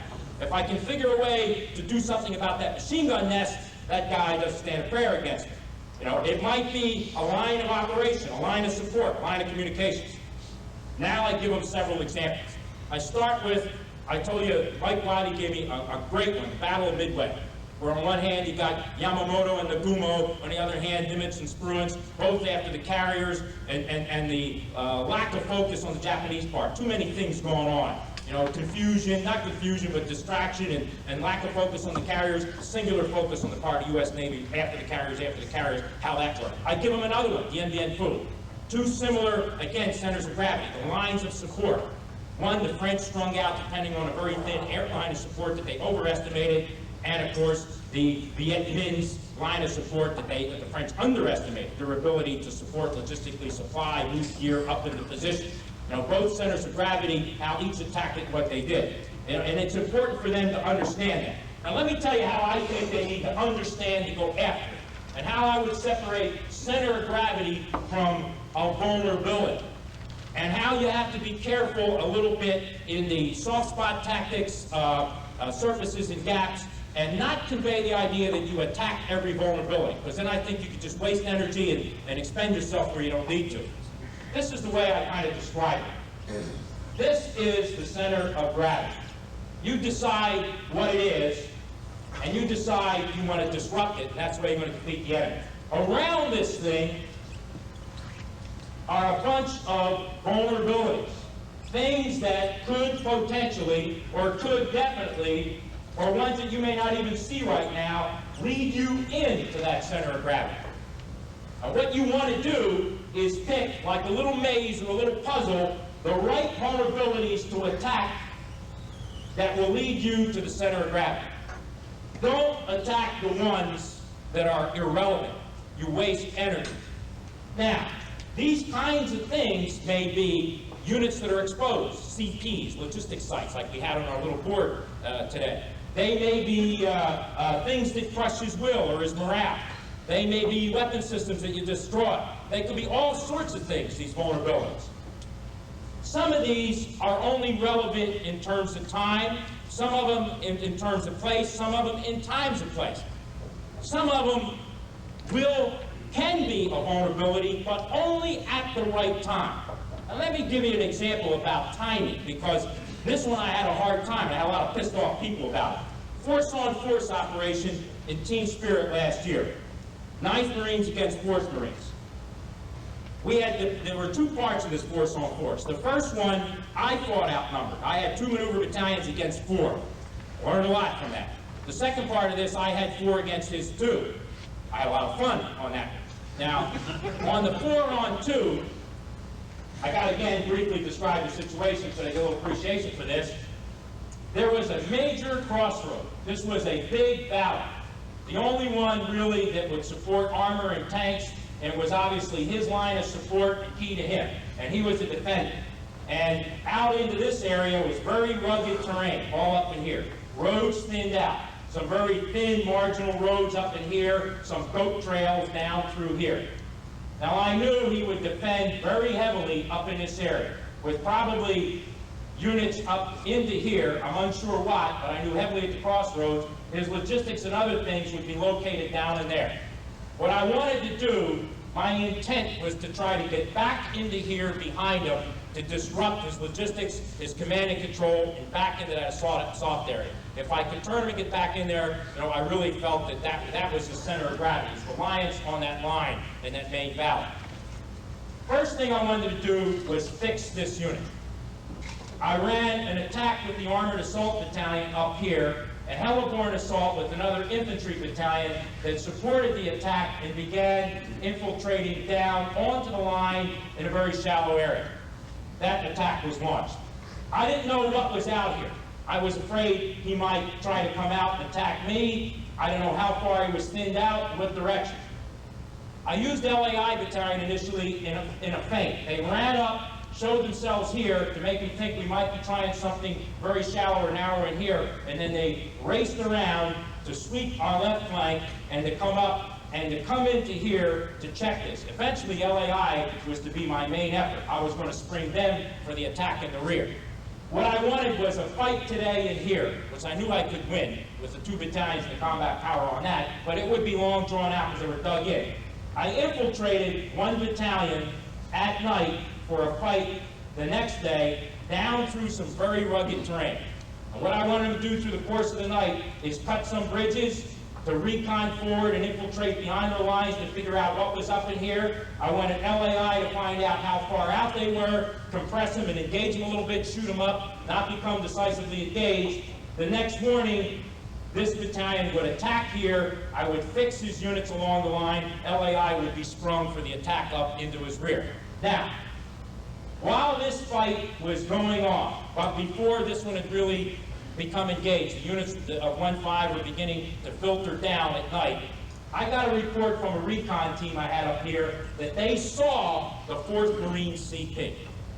And the recon officer come running into me, bubbling at the mouth, and said, I got 4th Marine CP. We see it. We're working up a fire mission. I said, stop the fire mission. Don't shoot the mission. He couldn't believe it, you know? You colonels are all alike. You don't want to make each other look bad, you know? I said, no, we don't want to shoot up 4th Marine CP right now. First of all, make absolutely sure I got the regimental CP. And they did. And it was the regimental CP, no doubt. And I told everybody we are not going to shoot it now. They didn't understand it. It's a vulnerability. It's there. Shoot it. You got it? Shoot it. Why shoot it now? Wait until we attack here. I want to engage the CP at the same time when this is crumbling down on them, this is suddenly attacked, and I've sprung LAI. The timing of that vulnerability relative to the center of gravity of my intent was important. If I shot him up then, what could happen? What are the options? He's got another half a command group somewhere else that takes over eventually. Division comes down and reconstitutes the 4th Marines with something else. But 12 hours later, when this attack takes place, somebody else will be in there supplanting the command and control facilities that I've destroyed, I'm sure. The timing was wrong. It was a vulnerability. It was not that time as relevant a vulnerability as it could be, based on my intent and what I wanted to do. You know, so that's the kind of thing you want to do. A little later on, we're going to talk about tempo, and I want to talk about this a little bit more. These series of vulnerabilities then lead you to the center of gravity. You aren't going to see all these vulnerabilities right away. Some of them are going to have to be discovered. They're going to pop out to you.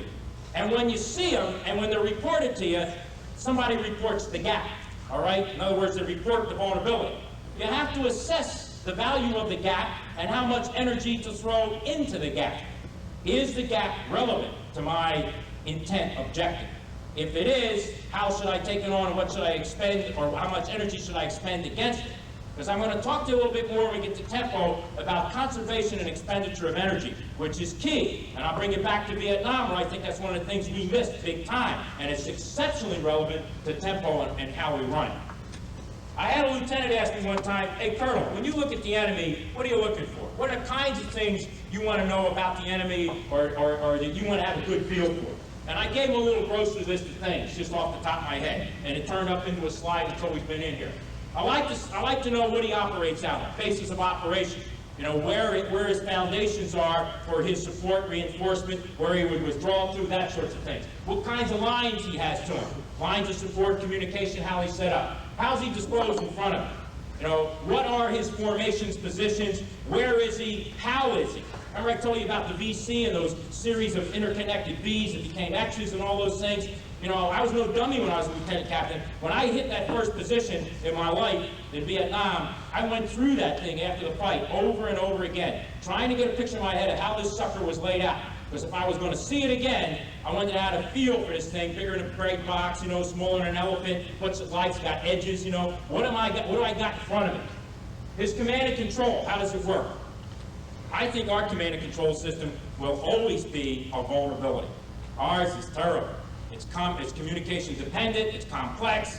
You know, after every exercise we bitch and moan about it. It never works. We advertise it the greatest thing since sliced bread. Well, let me tell you. I mean, it's not, if you follow the system as the way it is put down on paper, it'll never work. You're trying to do something, and that doesn't, you know, we create our own friction. It's not without any enemy friction thrown in, the sucker can't work. I think our command and control system needs to be hardened, streamlined, you know, looked hard at. There's got a lot of problems with it. I'll talk a little about command and control too in a minute. I like to know how he collects intel. First of all, this helps me decide on the security measures I take, also how to deceive him, how I can feed him what I want him to believe. I had a little heartburn with some of the deception discussion today. I got the impression, listening to the sand table thing, we were telling every lieutenant to run his own deception program. You know, you can't do that. It's got to be one storyline, guys.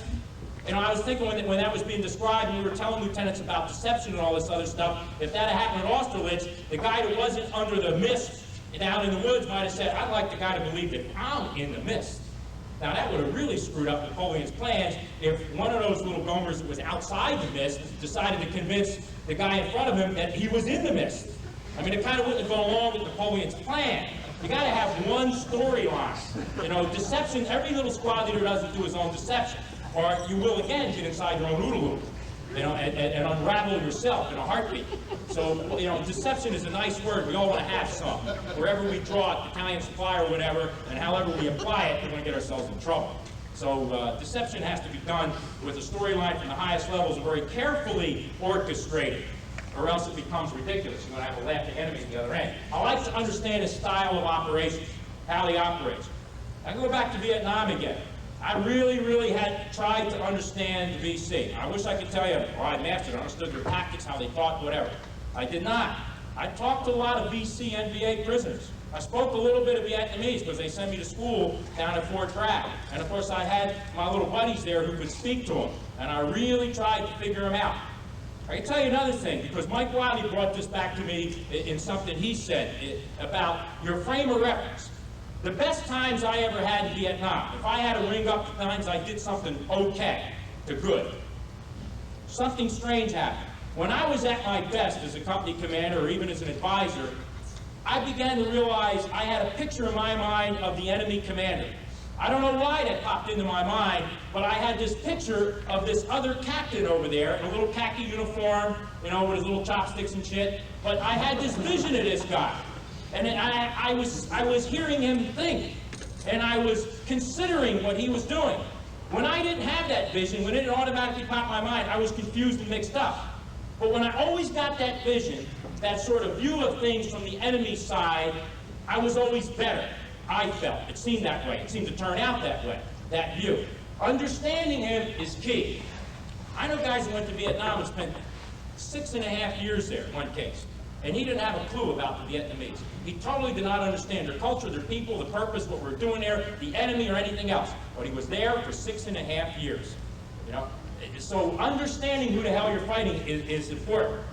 Now, I berated terrain and put it down a lot.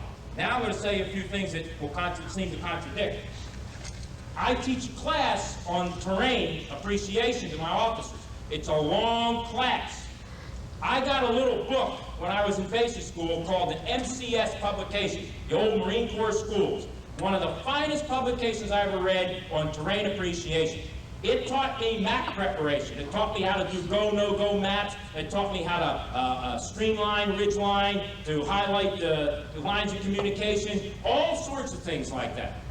And I spend a lot of time preparing my maps. I go over my maps in a lot of detail. I try to get a mental picture of the terrain from that little glossy laminated map sheet. And when I go out there and the picture isn't what I thought it would be, I get pissed at myself and I go back to my maps to try to figure out why I couldn't make that association. You have to spend a lot of time on terrain. You just can't fall prisoner to making terrain the end unto itself. Lines become important. I told you, I mentioned a little bit about the VC. I talked to one, I think it was a North Vietnamese lieutenant one time, as to why we could never find these suckers. What we did is, you know, we went to all the hilltops, you know, we H&I'd them every night, we did helicopter assaults, and we patrolled all the valleys, you know, we ambushed all the trails and rivers. These suckers, we could never find them. What he said they did is they used to pick a contour, a level, a contour line, imaginary one. And let's say this is the hill. They'd pick a line. They knew the crazy Americans put LZs and H&I shit out all the high ground, and they knew they walked around on low ground. So they picked a level and walked that level. So from above, what you might see is a path that might lead them. It was long, it wasn't as tiring because they didn't go up and down like we tended to do, but they tended to operate somewhere in the middle. You know, they could adapt if we tried to find that, but they tended to move on to a plane different than ours. Trying to determine where lines of operation, lines of support are, what the natural flow is in an area becomes important. Terrain is only important relative to the enemy and the mission, and you've got to make that assessment. It is not an objective. The first thing I would do is never teach terrain objectives in Quantico. Now there is a dramatic, radical departure from what we would do. Get rid of the goose eggs. Do never designate terrain as an objective. Try that. I'm going to tell you something else a little later on. It'll maybe surprise. We'll make that the first surprise. 2 years we ran it that way. People had trouble with it. General Van Riper sent the 3 out with wire, was it, down to see me, who had a lot of trouble with that. Because we never sent overlays up, and we never designated terrain or anything. They got a blank piece of acetate, 9-3 scheme of maneuver. I know it, it's crazy. There it is. Blank. So he come down and says, you have to have terrain for focus. You have to. I gave this pitch over at Command and Staff College last year, and the Israeli jumped up, was going to kill me, you know. You can't do that. The junior officers have to have terrain. They need it. It's a crutch. My officers better be better than needing crutches, you know. As long as they're focused off where it doesn't need to be. Our own forces. Troops and fire support available, our own forces. The most tricky part of this art of commandership in combat is generating combat power. It manifests itself in how you organize the combat. In my mind, that's the thing that fascinates me more than any other decision I make. I think the idea of a center of gravity is the one key, number one concept you have to grasp to understand all this. The one key, most important skill a commander must have is the ability to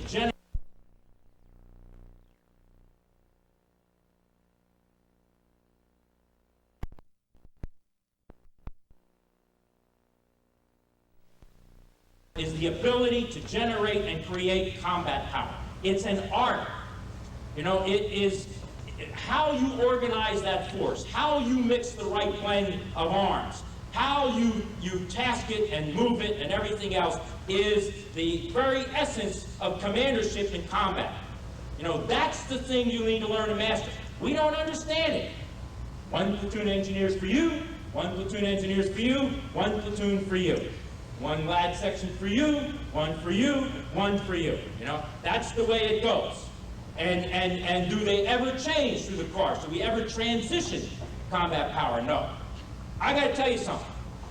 One thing I'm pissed about is I'm like everybody else. I'm getting tired of hearing about Germans. I wasn't pissed before. I mean, my grandfather probably was fighting with them. You know, he was one of the guys that didn't read the 1938 Italian version. I got to read that one, the Italian version of maneuver warfare, Phil. But, you know, I went to Iwo Jima, the island, about 8 times when I was out there. What a fascinating place. If you guys have ever been there, I mean, I've taken a ton of sand off that place, you know, increased my household weight allowance by about 50,000 pounds. I went to the spot where Manila John Basilone was killed and dug a hole and brought it back with me. You know, I became fascinated by that battle because of the island being untouched. General Van Riper and I, we crawled through the caves, you know, all the things that are still there. And just the sheer amount of violence and shock and the things that went on there are just staggering the imagination. There was a Marine there that practiced maneuver warfare. In the midst of probably the greatest attrition battle in our history as a Corps, there was a maneuverist on that island. He was General Graves B. Erskine. And I want you to read about the 3rd Marine Division in the center. And I want you to read about that general and what he did in his decisions. It was the essence of maneuver warfare. And you want to talk about not getting hung up with a lot of mobility and distance. We're talking about movements of, you know, 10, 20 yards, a form of maneuver done in that kind of close. Let me tell you some of the things Erskine did. Number one, in relation to this, he was continually shifting organizations. He'd put all 26 of his tanks to one battalion on one side. Then he'd spread them out and divide them up evenly. Then he'd pack them up together and move them again. He took the mortars all out of battalions and regiments and gave them all to one regiment. All the mortars. You imagine that somebody come down and say, "Oh, your mortars are gone. 9th Marines are all going over here." You know, and he was continuously screwing with the organization and shifting. He was the only guy that made ground. He bitched at Cates and Rocky because those suckers couldn't keep up. He was going to shoot one of them one time. You know, I got the oral history, Graves B. Erskine's oral history, and it's tremendous to read about it. He didn't give a shit about the boundaries. I'm going to talk about that. He kept calling up Cates and saying, "I'm taking that hill that's in your zone." And of course, the 4th Division commander was just reacting to all this. "Yeah, you got it. Change the boundary." He wasn't worried about it. Sent 9th Marines off to take one of the hills in his zone. He wasn't worried about where boundaries were. I want to talk about control measures in a second. He also was imaginative. He would create scenes. He'd create maneuver. What he would do is he'd run an attack with maybe 2 battalions. One battalion would make progress, one would be a little held up. He'd run another one through the gap. He was doing these little turning movements and envelopments all over. When you follow the flow of the battle in any of these history books, you go crazy trying to follow 3rd Division because these little battalion things pop up all over the place. He calls Colonel Kenyon in, still the 9th Marines, one of my predecessors, and about the middle of the fight, he says, hey, Kenyon, we're going to do a night attack. What do you think of that? Kenyon goes, you got to be shitting me. A night attack? Yeah. But he says, not yet. It's only one time it's going to work. We're going to pick the right time to do the night attack. The night attack is going to be the coup de grace. And he did, with one of the battalions of 9th Marines. When he had to break the last ridge line, the last pocket, he did the night attack. The poor guy who went and did it missed the objective. He attacked the wrong hill. Woke up the morning dawned, and he says, holy shit, I'm on the wrong hill. The Japanese were so surprised because they had never seen a night attack that he just moved to the real hill, no problem. And that completely broke all the resistance in his area. Made it to the far side of Iwo Jima, and then got told to clear the 5th Division zone too, because they couldn't make it. His response was to the division commander, how are you going to do it? He says, you got to do it. I'm ordering you to do it. He said, well, there's none of these cooperative exercises. That bastard senior me, and I don't like it. You give me the zone. So I gave him the zone. He says, you got about 4 days to do this. Take your whole division up. He says, I'll do it in half a day with 1 regiment. So I called the regimental commander and says, you're going to do it in half a day with 1 regiment. The guy was shocked.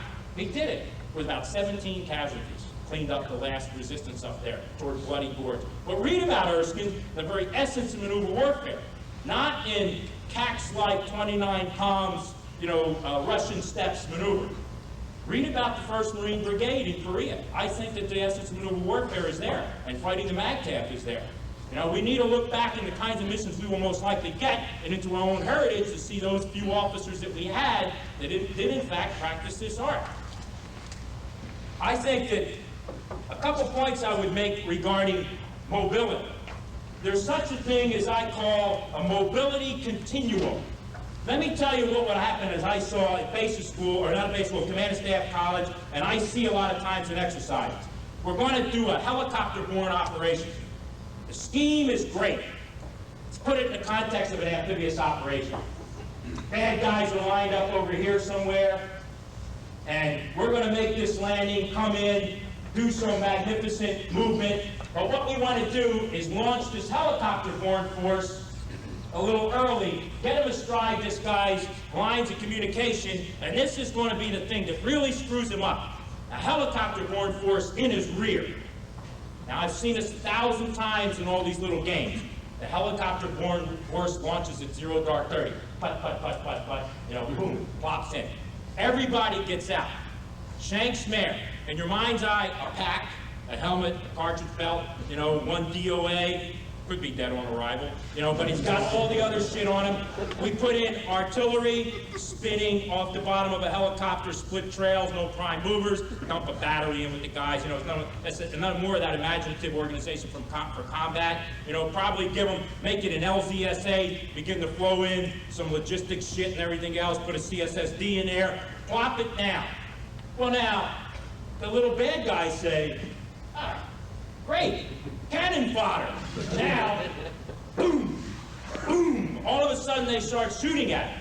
Now the reports come back. If it's Aquila Ursa or whatever exercise you're doing, this guy's getting ready for his big landing, his main effort.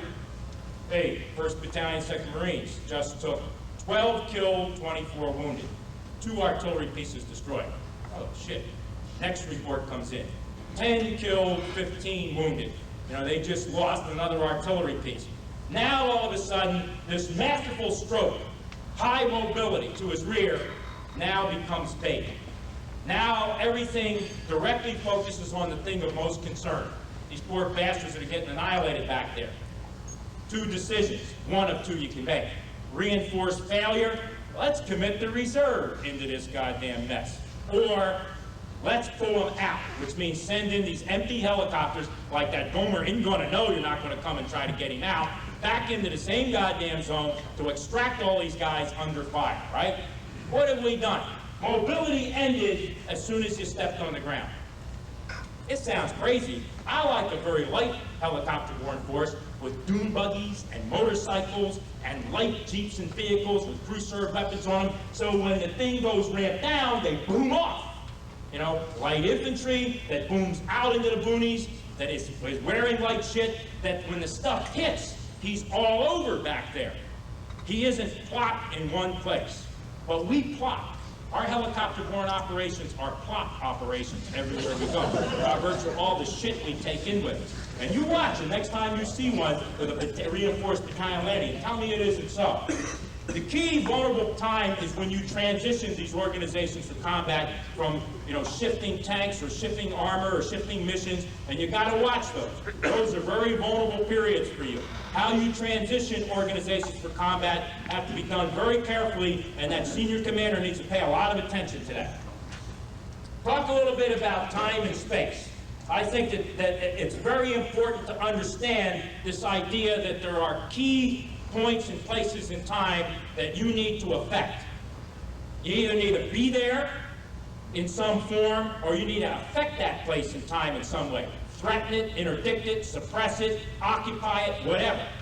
But you sort of got to figure out and find, again, I think it goes back to that finger licking, exactly where that place is and exactly when that time is that you need to do something with it. Sometimes you can't see it early on. It's sort of got to be a clearing picture to you, and you kind of know when, and you get yourself in position to affect it.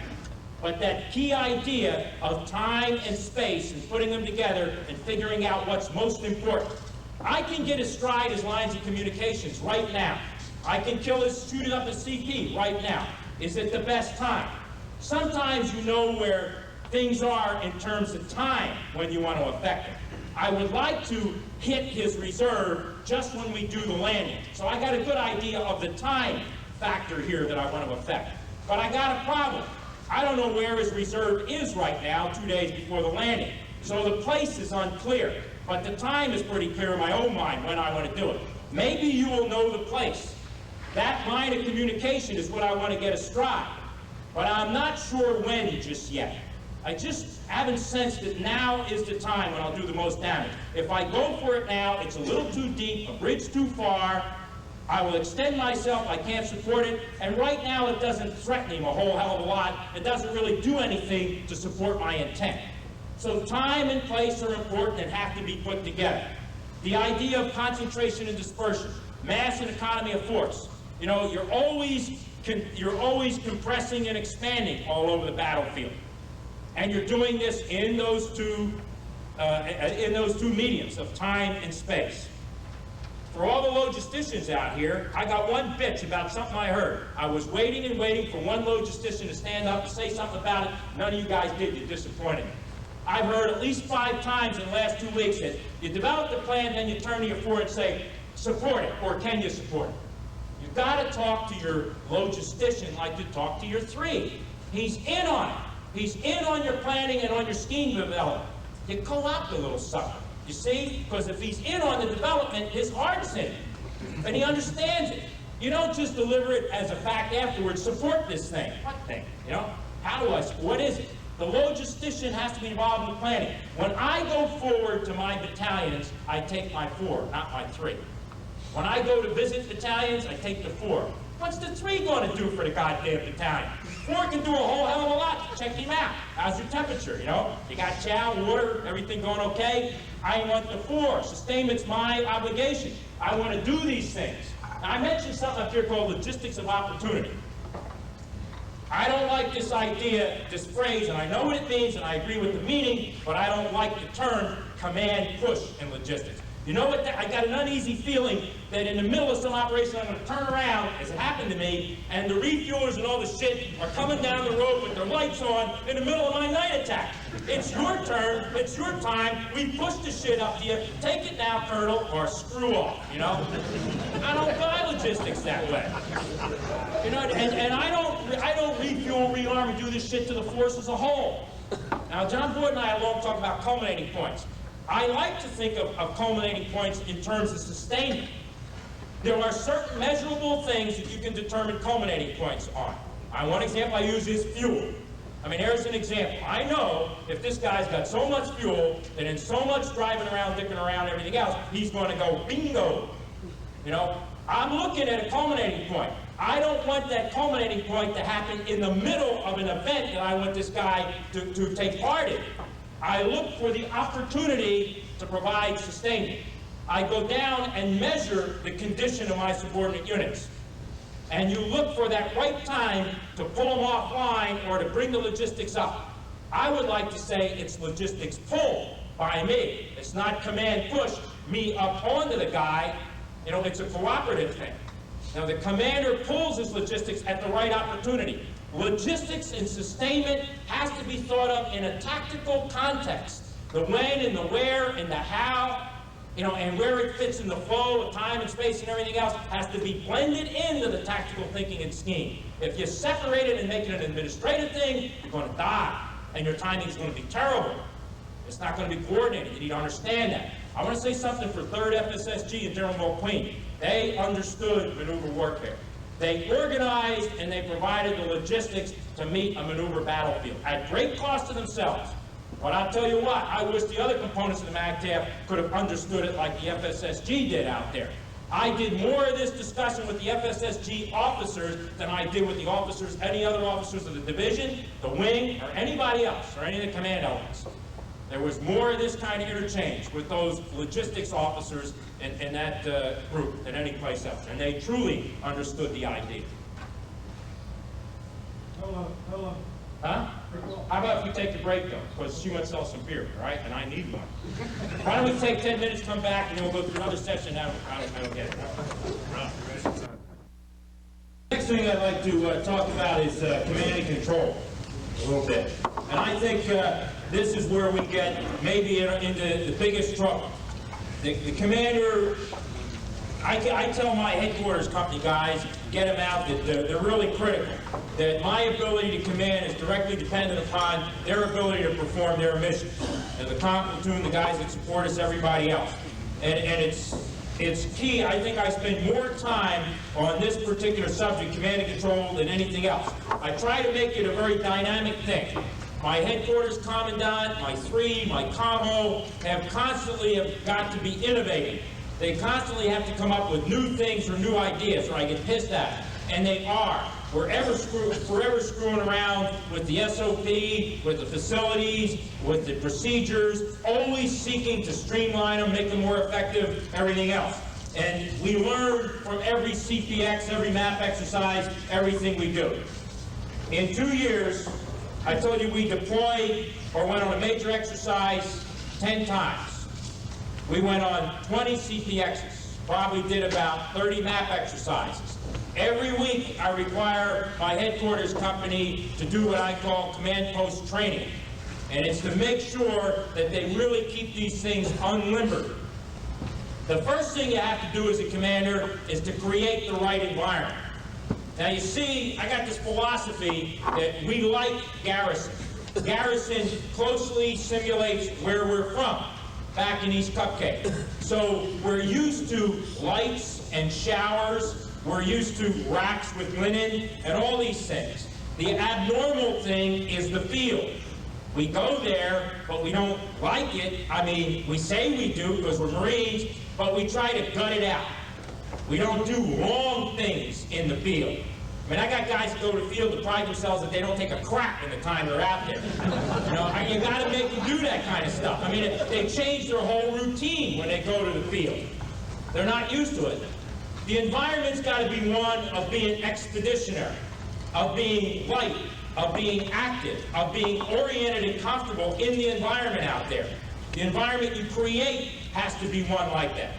My office in the 9th Marines didn't have shit in it. There wasn't a plaque on the wall. There wasn't a goddamn plant in there or any of that other crap. I mean, the only good things there for is the cami or helmet. But I don't, if you have one, you shouldn't have one. You know, but I don't like any of that. You know, I just got a desk. I got a rule that I don't put anything in the drawers of the desk. Because then it's like you want to stay there. Stuff, I don't read anything. I will, though, General Caulfield, now.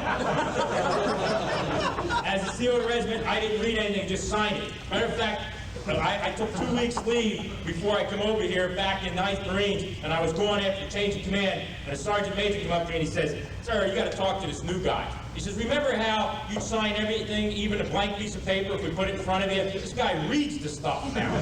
And I felt kind of bad about it. But I just sign it. If it's screwed up, I'll kill you. You know, that's the rule. They understand that. That's trust. It's part of maneuver warfare, you know? That's trust. You give me the right thing, I sign it. I don't spend any time in the office. You get the hell out. Now, How does this relate to command and control? You create the idea that you're going to go to the field, that you want to be in the field, and they're going to be light in the field. I destroyed, put away, hid. There is not a cot in the 9th Marine Regiment. No one is ever allowed to sleep on a cot. Matter of fact, when General Van Riper was the Chief of Staff, 3rd Marine Division, no one in the division was allowed to have a cot, ever, anywhere. There are no cots. I don't have a tent. I have never slept under a tent in 2 years in the 9th Marine Division. I sleep underneath my vehicle. I sleep if we're a foot mobile CP mode on the deck next to PFC so-and-so, you know, get crap in the cat hole next to the PFC and shoot the shit literally about the weather. You know, that's the way your life has got to be as a regimental commander. I grew up in the Marine Corps, it wasn't like that. Tent city. I mean, if you went to a regimental CP, you wanted to call Barnum and Bailey in to be able to tell him that maybe you could move this with your elephant train. And battalions were just as bad. Thank God we're changing all that. You've got to be light.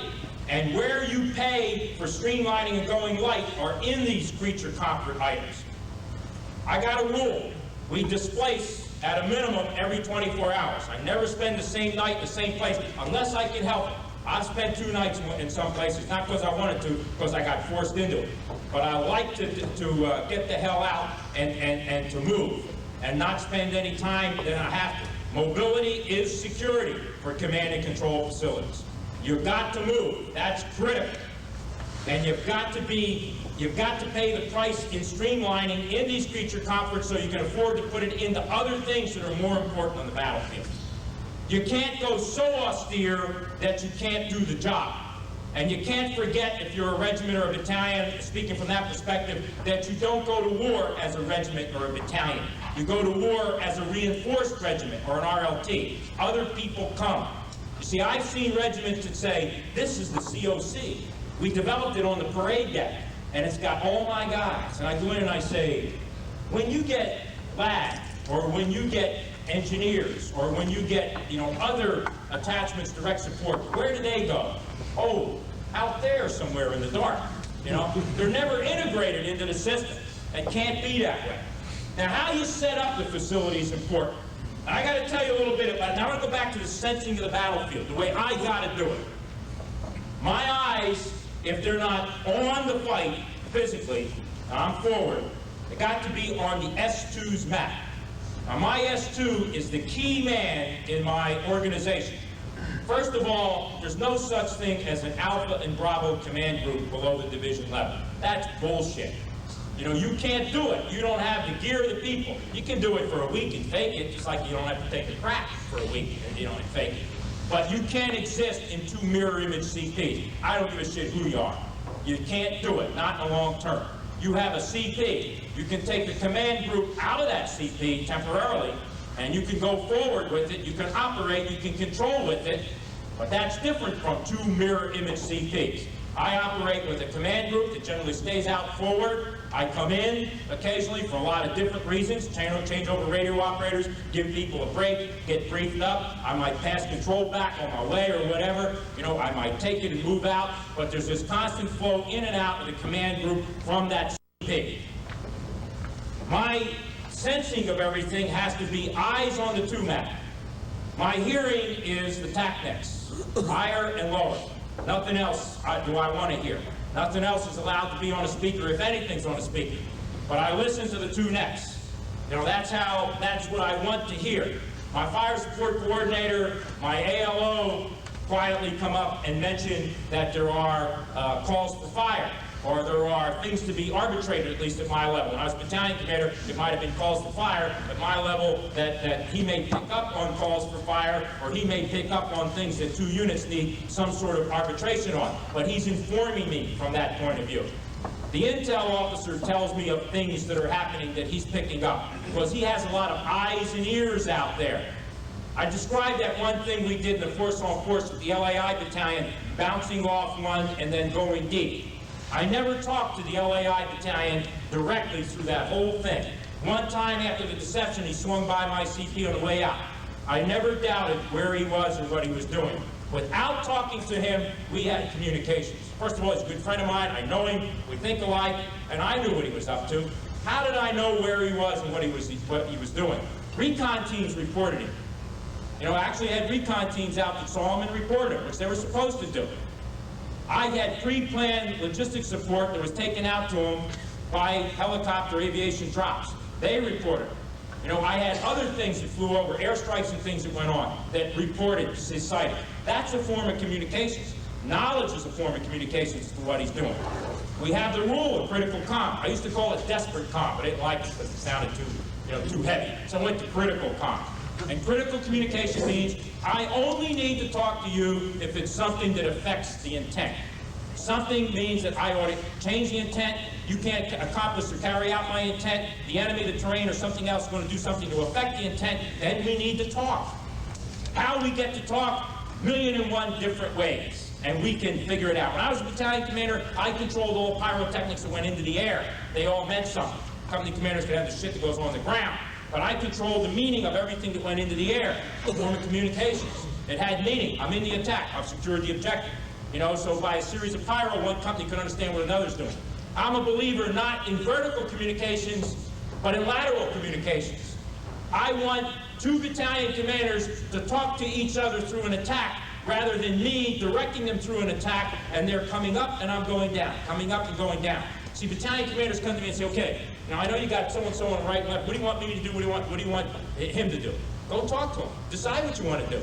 You know, you guys talk it out. I'm going to talk a little bit about control measures in a little bit and how I handle that, how that kind of works in this context too. But they've got to work it out. Do the lateral communications. I'll monitor, listen, or whatever. I'm not worried about it. I don't need to talk to you. We have these bullshit reports you got to get rid of. Somebody comes up and tells you, you got a battalion in the attack. Boom, he makes contact with a squad. You know, he takes a couple casualties, calls in a medevac, he kills a couple of guys.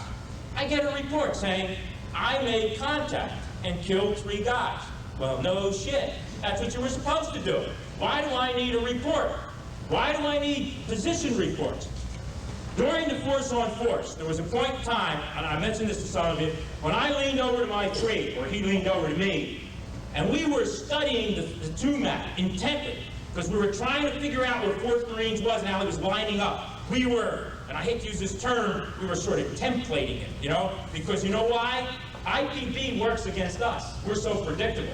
So I was IPBing him because I knew how he was going to operate and was falling into place. You know, so I was doing my own intelligence preparation. We had gotten 1 battalion, we had gotten the CP, and we were getting the other battalion. It was starting to fall in. It was midnight. Lieutenant Colonel John Rosewarren, my 3, turned to me and says, you know what, Colonel? Right now, and Glenn Preston was my fire support coordinator, was there next to me. He says, you know, right now, we know more about the exact position of the enemy than we do of our own position. And we kind of all chuckled, you know, around Glenn's coffee pot and said, that's right. Then we tried to figure out if that was wrong. That's got to be wrong. That's un-Marine-like. We know more about the enemy than ourselves. So we talked about that for a while. We said, that's okay.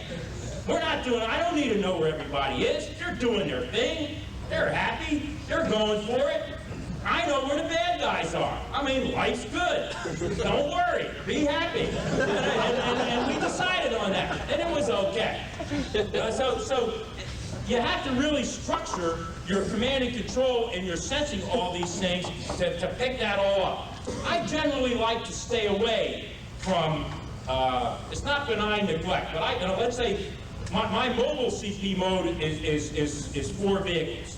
And sometimes more if you have security and other things. When we're pretty light, we got away, we back them all up, throw canvas over like everybody else does, and we go through the drills and make it speedy. But I kind of try to stay away from that, the internal part there. I go in and check on it, and I go forward a lot and do a lot of other things. But I tend not to get in there and insert myself on top of the watch officer and on top of the 3 and the 2. My 3 really knew me. He knew when I needed to be there, and he called me in. And he knew what to tell me. But I'll tell you what, you can get too close to the problem. You can get too involved, too caught up with the day-to-day and the minute-to-minute. You can get so wrapped into the COC that you burn yourself out. I have an obligation to keep myself fresh, and I do that. I stay out, and I rest, and I cat nap, and I screw off, so when they need to dust me off, we call in my Marines the L-SID syndrome. I keep telling them that really I'm dead. What they do is they dress me up in the armor and they parade me out when it's necessary. And really the two of those guys, Glenn ran the regiment, and they would just dust me up, and they would say that, go get L-SID, bring him in, dust him up, dress him up, make the decision, we'll put him away again. Bomb him, put him away. You know, but I think that's what the commander's for. And I don't think a commander that kind of runs himself into the deck and gets involved in the nitloid shit is going to make it. And you can't do that. You know, and that's kind of the environment that you have to set up. I want to talk a little bit about control measures, organization of the battlefield geometry, which we love. Because you see, I was probably a distinguished grad at AWS because I knew how many lines to indent the op order, and I knew how to draw, and I could do the symbology way before your time, Butch, so you're off the hook, right? You know, and matter of fact, the guy was a general, but then he made the flag, so we would have reverted back to that process. But, you know, I learned to be a draftsman, you know, really a perfect guy and how to draw the battlefield. I drew the battlefield. I actually began to believe at one time in my life that the battlefield really was the graphics that I drew. People believe that now. Show me a main attack. What does the guy show you? He shows you this. There's the objective, there's the axis of advance, and they give him a zone of action, you know, and that's the main attack. A graphic portrayal of some shit that doesn't mean anything to you. I hate control measures. Control measures are weaknesses. Every control measure you put down is a self-imposed weakness. A boundary is a weakness. A boundary is a seam. When you put a boundary down, you put a seam down. I learned from the VC, the guys try to probe for your boundaries, find them, and attack along them. Why? Because we stay away from boundaries. If you get close to this sucker, you gotta coordinate with that son of a bitch next to you. I don't want to have to do that. Stay away a little bit. Where do we put them? Known terrain features, recognizable terrain features, streams, roads, inclusive or exclusive if you've been to basic school and you can add that term, you know, ridge lines, and these are our boundaries. We begin to box and we create seams, stitches, attack the seams. I think the Israeli 73 war, right, between the 2nd and 3rd Egyptian armies, found the boundaries, big gap, blew right through, you know, north of the Great Bitter Lake. A seam.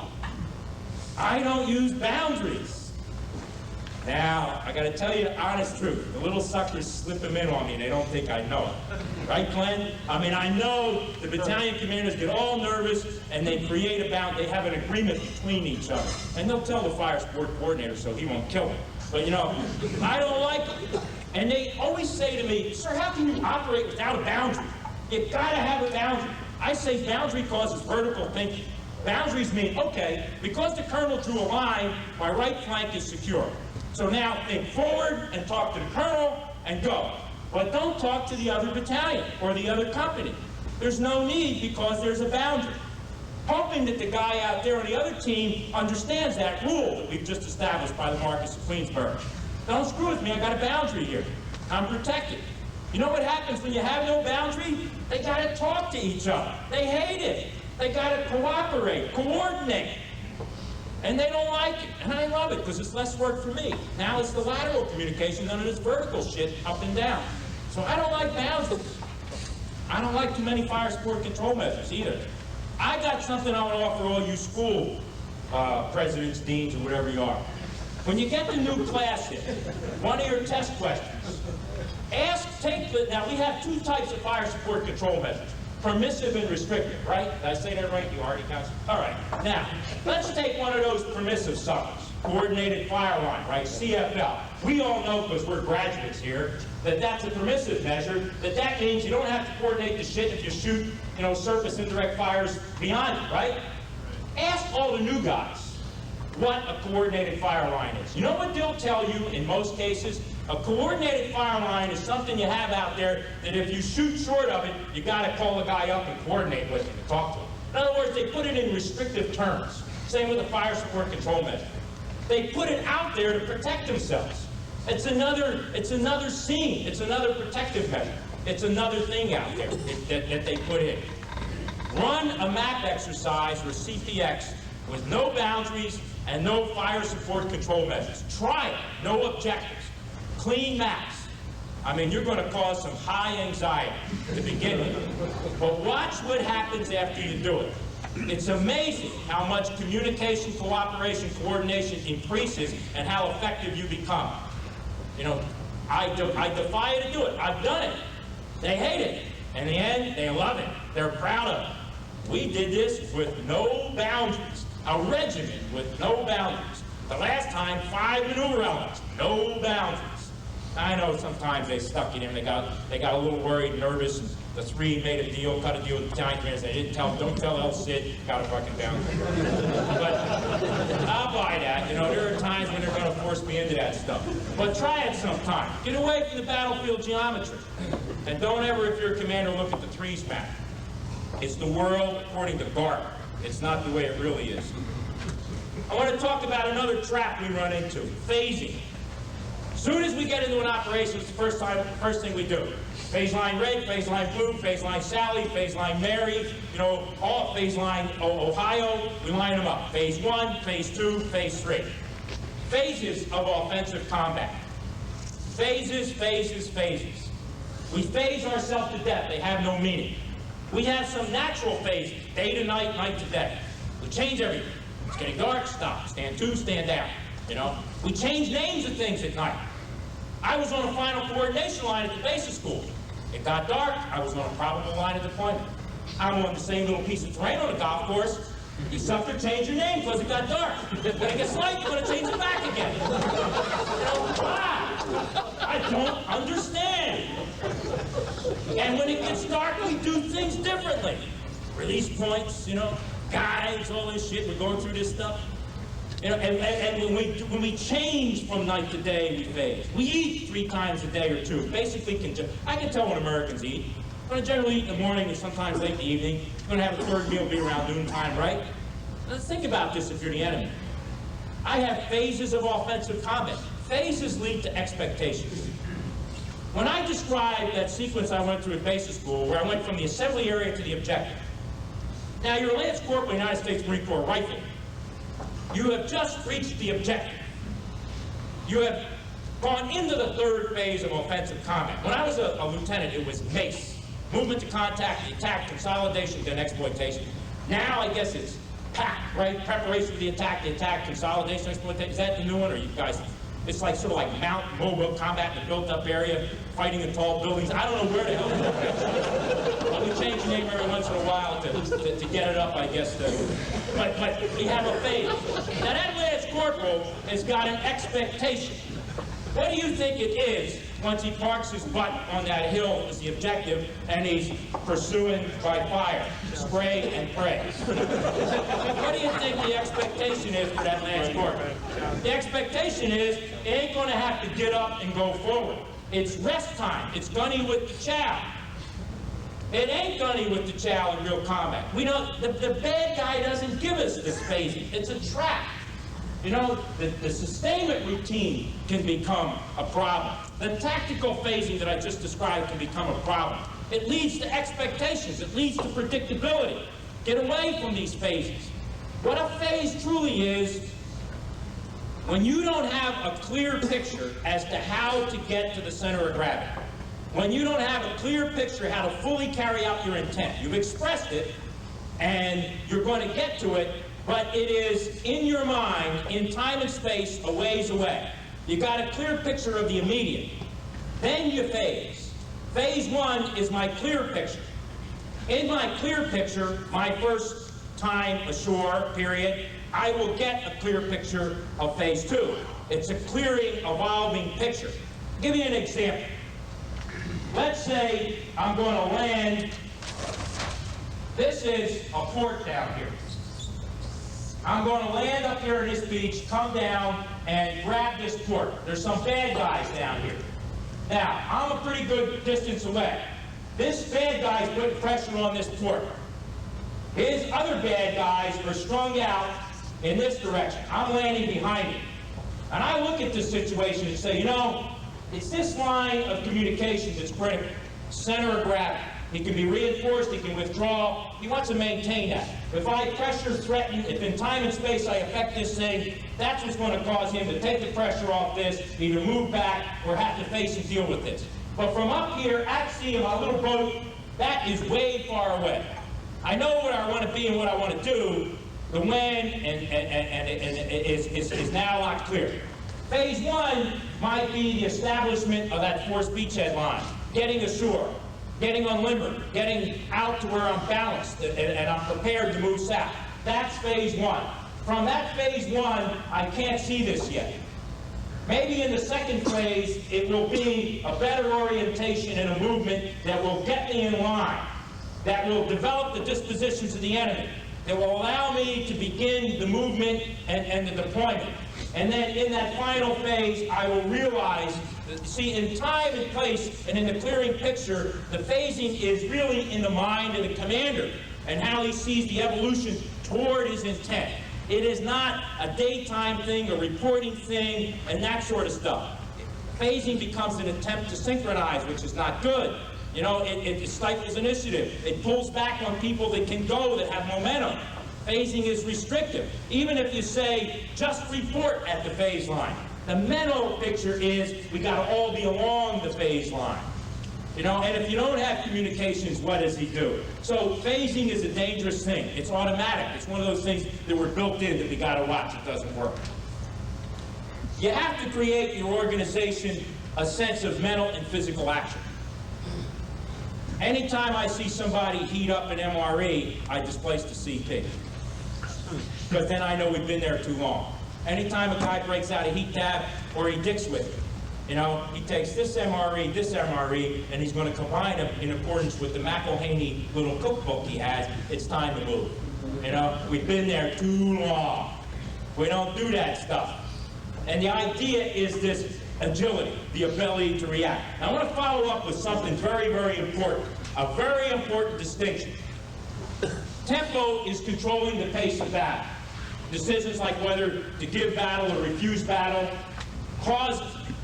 generate the action, cause reaction, get inside the OODA loop, you be the actor, he has to be the reactor. Dangerous little thing you gotta watch here. Never confuse activity with tempo. Never confuse speed necessarily with tempo. Never confuse the fact that you do more things with you being more relevant on the battlefield. Vietnam's a classic example. The more active force was the U.S. We were more active, we did more things. It was useless activity that expended useless energy. It did not control the tempo. The guy decided what he wanted to fight. An analogy for you. You've all seen boxing matches where the little guy comes out, all high-speed geared to go, and for the first 5 rounds throws 138 punches, the other guy's 2, and then, da-boom, he's on the deck, right? He never controlled the tempo. He was more active with a lot of irrelevant activity. Irrelevant activity means doing things for the sake of doing things. We did that in Vietnam. Irrelevant activity means chasing irrelevant vulnerabilities and counting them. The little Gomer in Vietnam was easy to kill. He was easy to kill. We liked that he was easy to kill. Sometimes he wasn't even the bad guy. We just killed somebody. Hey, throw a grenade down, make him a bad guy, you know? And so we counted him. This was fun. You bag these little suckers like dove season with no restrictions, you know? That was a vulnerability in that he was easy to kill. It was an irrelevant vulnerability, and we expended a lot of energy chasing that vulnerability. Get the bodies, shoot them. I was assigned to dig up graves, smelly graves with 80 bodies, count them, you know, got 2 arms and a head, yeah, he's one. You know, that's the way we had to go about the goddamn war. Chasing an irrelevant vulnerability at an activity level that meant nothing. Those of us from Vietnam can tell you about endless sweeps that we conducted. Nobody was there except booby traps. We swept, we did it. At the end, you know, remember, you know, they talk about now good morning Vietnam, all shit. The radio would come on, the guy would say, U.S. air destroyed 80 miles of trench line today. Oh shit, so what? You know, 80 miles of trench line. We destroyed an irrelevant activity. We felt like we were in control because we were doing that shit. And you gotta watch that, because that's where your energy level goes down. Maneuver versus firepower. Why versus? Because we have created a mindset, gentlemen, that these two things are in competition. I know you didn't intend to do it, but as soon as you said these two, or the implication was made, or we drew the inference that these are competing, you made them fight each other. As soon as you made the implication that one was subordinate to the other, which is bullshit, firepower is nobody's handmaiden. I don't give a shit what you say. I like firepower. It kills. It's macho. It's steel on target. You know what's happening out there? I want to tell you. We're teaching our people to kill people with people when they don't have to. I say kill people with things, not people. The lieutenant, the captain, will move against an enemy when he could kill him. Read Rommel.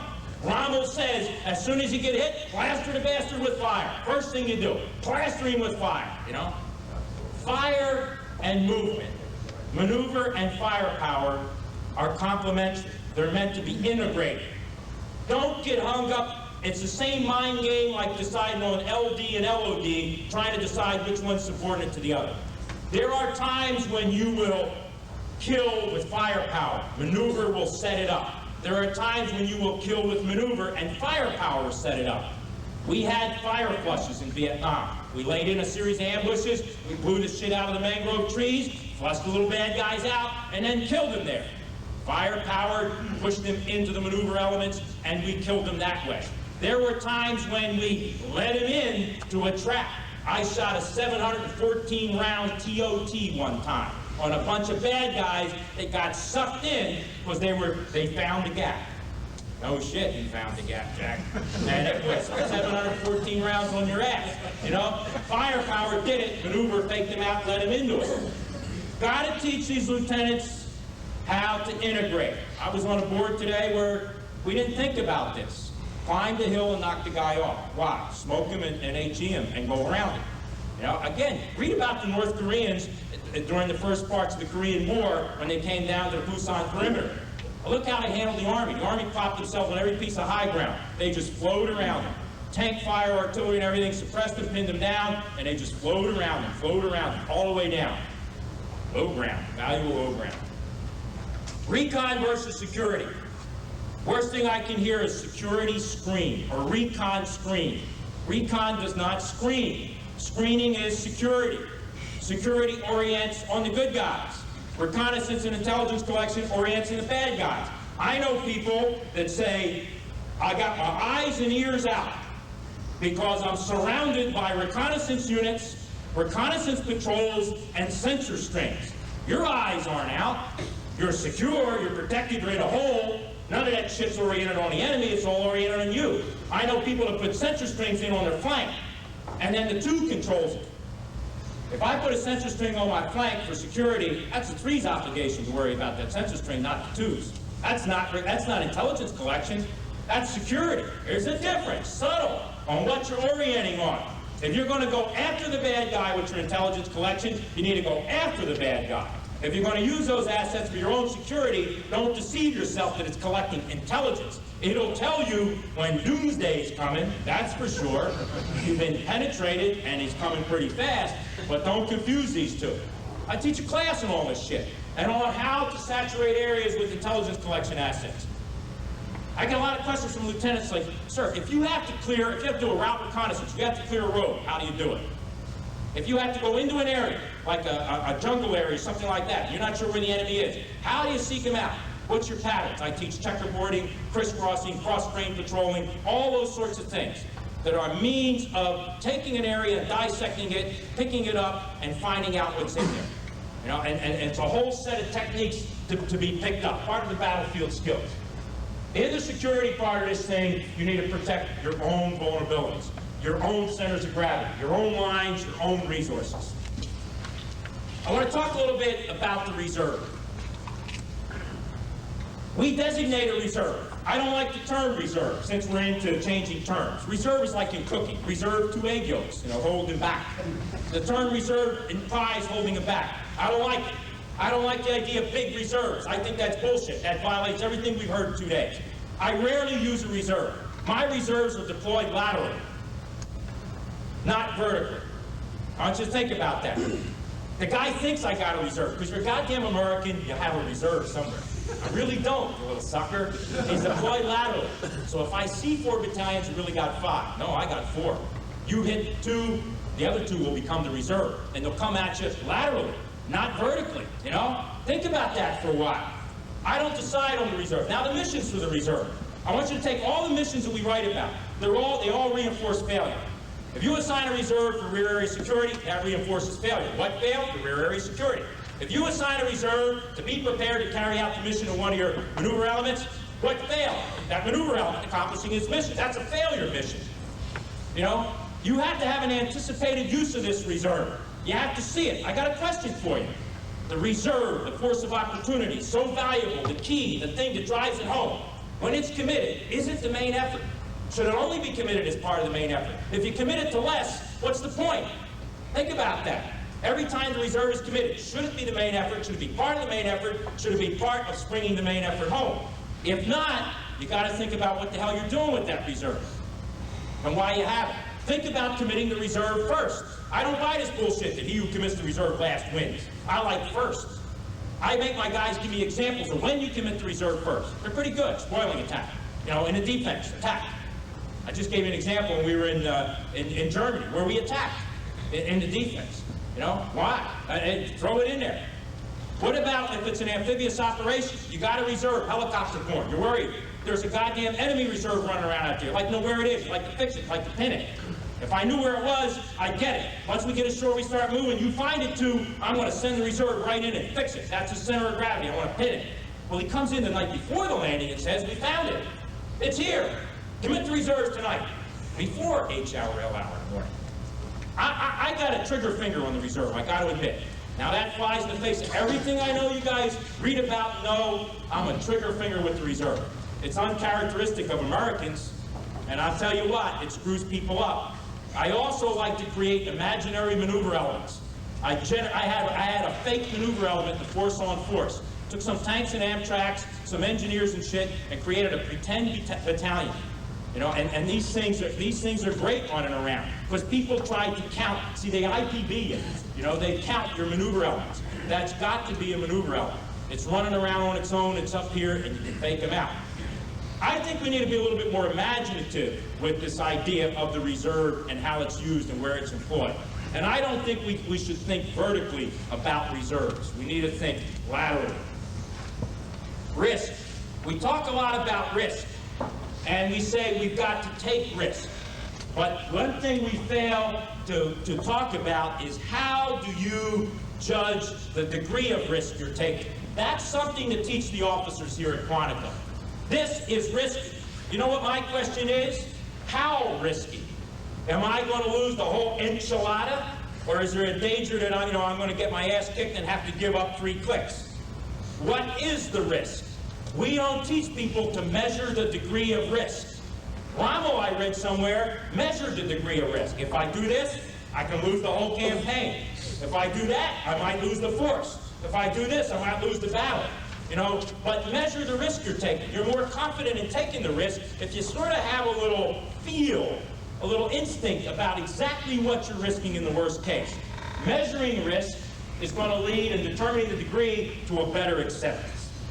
The last point, and you never thought we'd get there, I want to talk about is something called battlefield adjustment. The mark of a truly great military force is the ability to adjust on the battlefield to tactics that are now required that you didn't anticipate, to new techniques, to weapons. Examples. I read Iwo Jima, go back to that.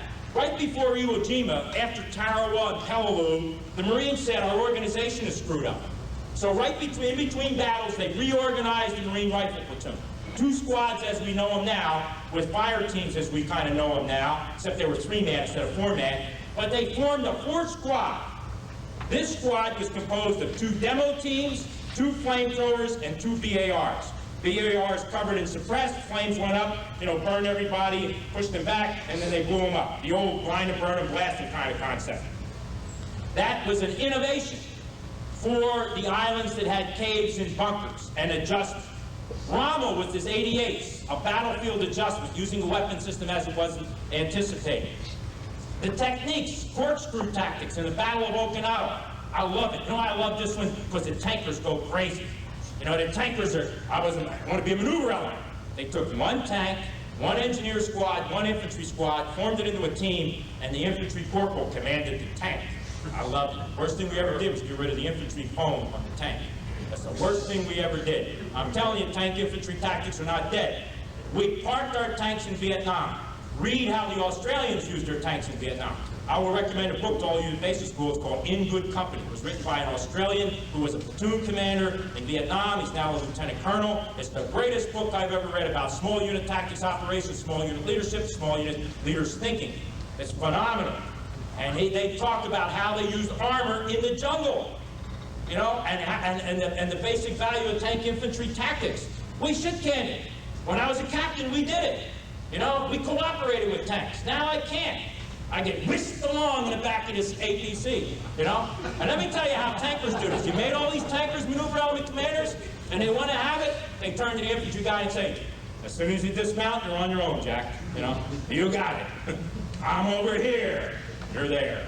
You think there's cooperation? It's a 29 Palms mentality. Yeah, we got to be careful with all that. There's the use of armor in the Philippines. I really saw it the time I was down there. But it isn't going to be with the kind of mentality he has now. Again, it's this I don't do Windows syndrome and the failure to adjust. You got to adjust to the environment and to the enemy. What he gives you and what he does. If you can't make the adjustment, you're doomed. There's going to be many more days on the Somme and the kind of Civil War tactics we have. All right, I'm done. 3 hours instead of 2. If you got some questions, comments, I'd be glad to take it. Sir. Yes, sir. You said you did 10 operations.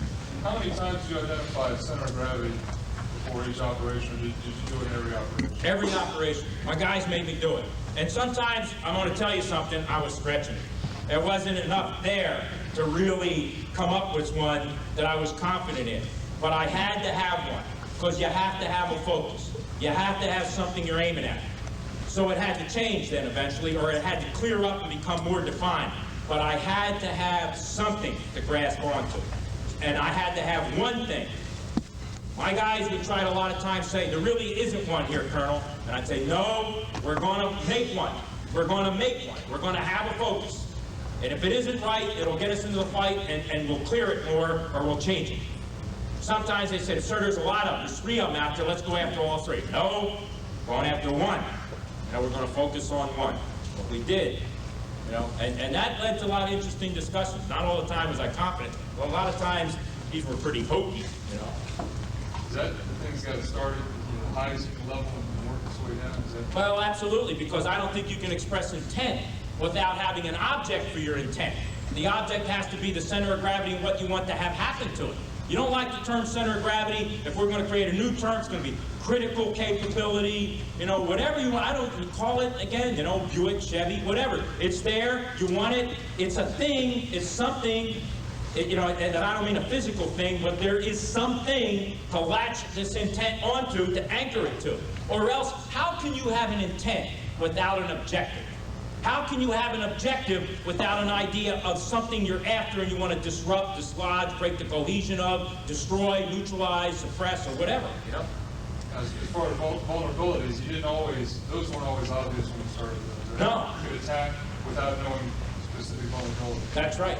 That's right. And you're looking for the vulnerabilities and you're looking for the relevant ones. Again, you know, that's something you got to sense. Relevant to the intent. And of course, gearing you eventually to the center of gravity. Ask one more question? Sure. I'd like to ask you on 3 specific procedures we use and your comments on these and how you use them, or if you did. That TSNL, the staff planning sequence, and the IPB, you already talked about. All right. Let's take the first one. I'm a big believer in the estimate of situation. I think if you master the estimate of the situation, you understand it, you truly can draw, you can truly do an analysis of the mission, you can truly understand the enemy, draw the center of gravity, look at the vulnerabilities, understand the value of terrain, the appreciation, use the environment, all those things. Imaginative, the true essence of the art of commandership, develop combat power, generate it, maximize mobility, all those things you do as a commander in a decision, those are the results of the proper estimate of the situation. The true quality of a commander is ability to do the estimate. I don't give a shit if it's a squad leader. The kid that all of a sudden is on patrol and bam, bam, 2 shots, he's down, they execute a contact right, and he's now got to decide, do I break contact? Do I go into him? Do I call for fire? He's going through an estimate. And MET TSNL framing, all right?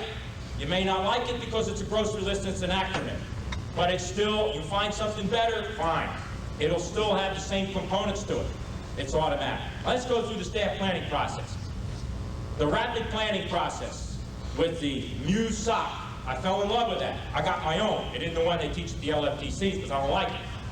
You know, I developed my own and I use it all the time, even in the conventional ops. Because it's fast, it's quick, it gets things done. It relies on a couple of key things. One is integration of staffs, not layered staffs. You know, when you go through it. It relies on quick, short briefs. It relies on quick decision points. You know, it's done very quickly and it shortcuts the system, but still manages to get in the critical things and reduces time tremendously.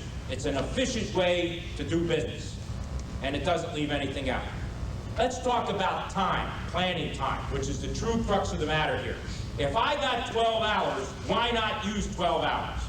Why not milk my staff and my subordinate commanders for everything they got? Why not bring out every idea?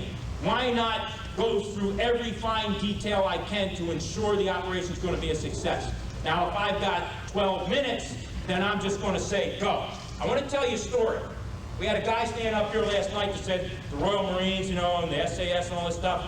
I had a company when I was in 1st Battalion, 8th Marines. We went to the Caribbean, and I was given to a Royal Marine Commando, one of their battalions, for the deployment. And one of their companies came to 1A. Now, this is right after the Vietnam War. All my NCOs were Vietnam vets. You know, we were on this exercise. We landed in Vieques. I was on the HMS Bulwark. We had beer and rum, and this was great. Troops loved it. We boomed ashore.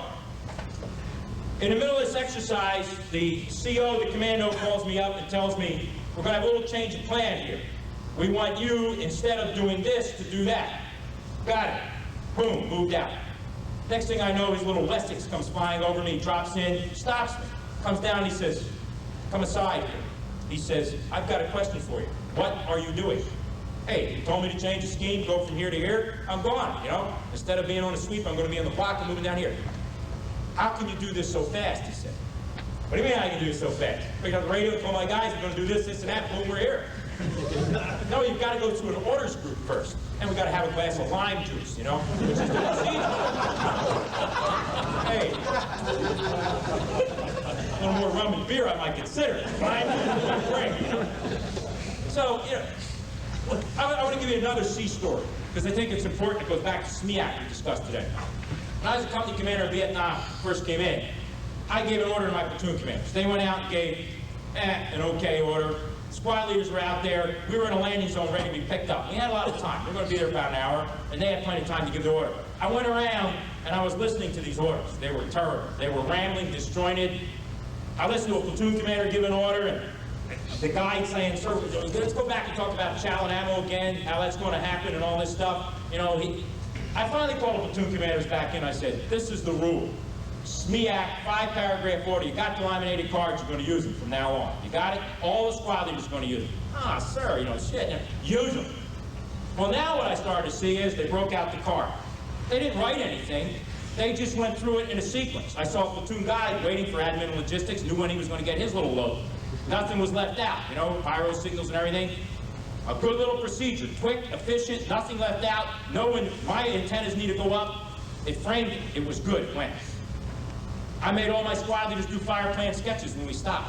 Why? Because it forced them now to pay attention to what the hell was around them and out in front of them. First time I asked for fire plan sketches, one guy came back and he was an artist. He drew a picture of what was, I mean, not a sketch and read it.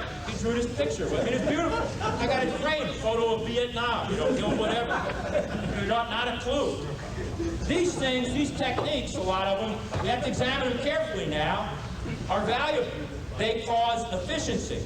If they cause a degradation of effectiveness, that's a problem. If they don't reflect reality, that's a problem. They need to be canned. If they are effective and efficient, we need the technique and the procedure, and need to put it in. If you become, if you become a victim of that thing and it drives you and it becomes an end unto itself, then that's wrong. That's a personality function. Remember, the first thing I flashed up here was the commander in common, the personality, the driver, the force. If he isn't that strong a personality and he becomes a victim and subordinates himself to a process or procedure, shame on him. Shit candy, you know? We're Marines. Or Ruga. We don't need that shit. Now, your last one. I don't believe in it. I don't like, for the same reasons Bill talked about, I don't believe in templating anything. I don't believe the bad guys are going to give me that. You know, I don't really get into that kind of templating. I mentioned doing it once because they were Americans and they were predicted. But I would never trust anybody to template. I didn't let my two do that.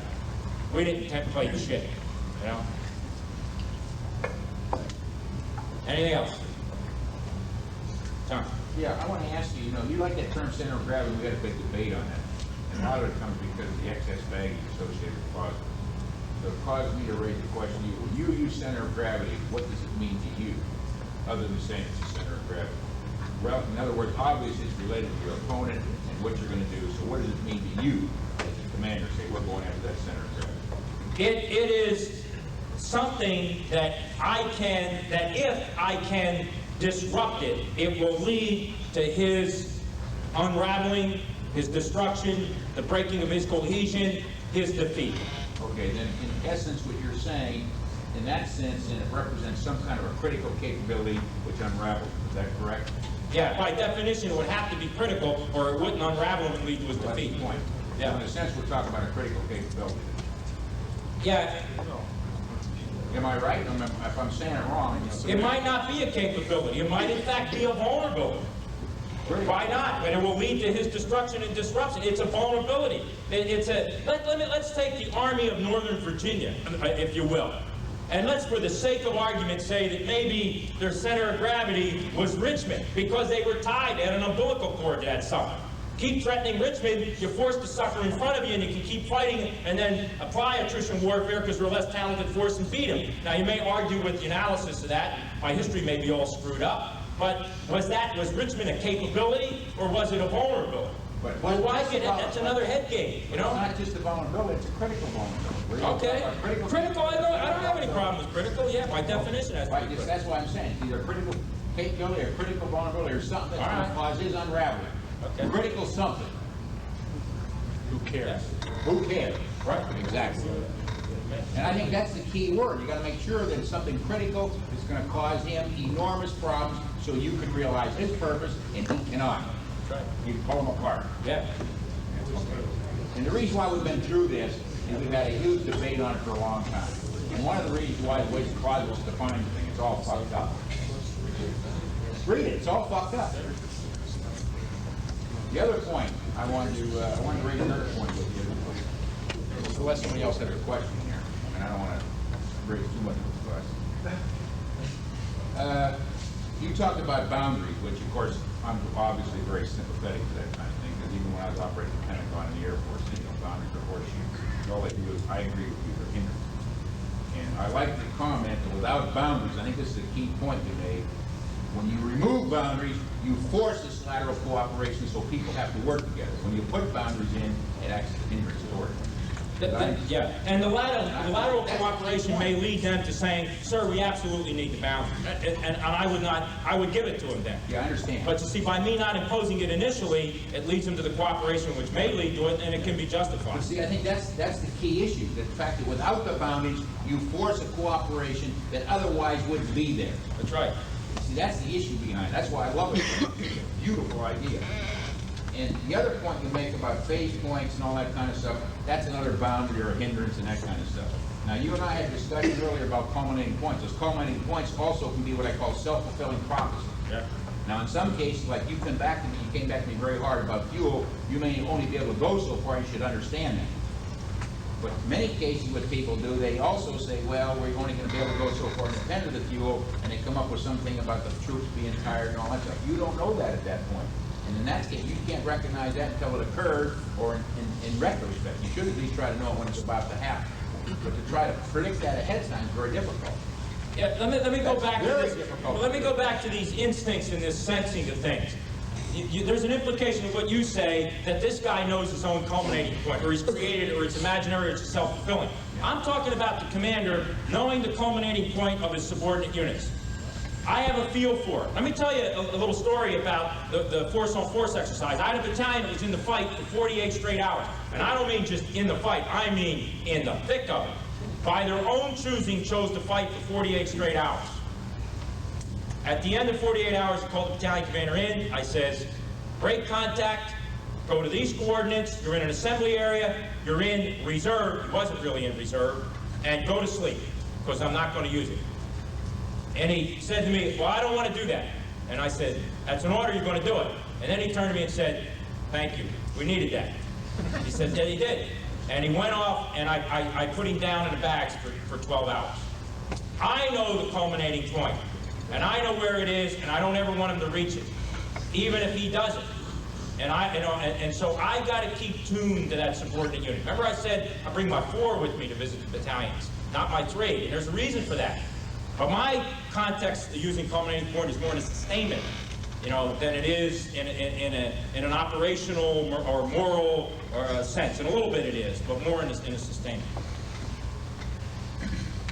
Mike, okay. Yes, something I really want to raise here before the evening's over.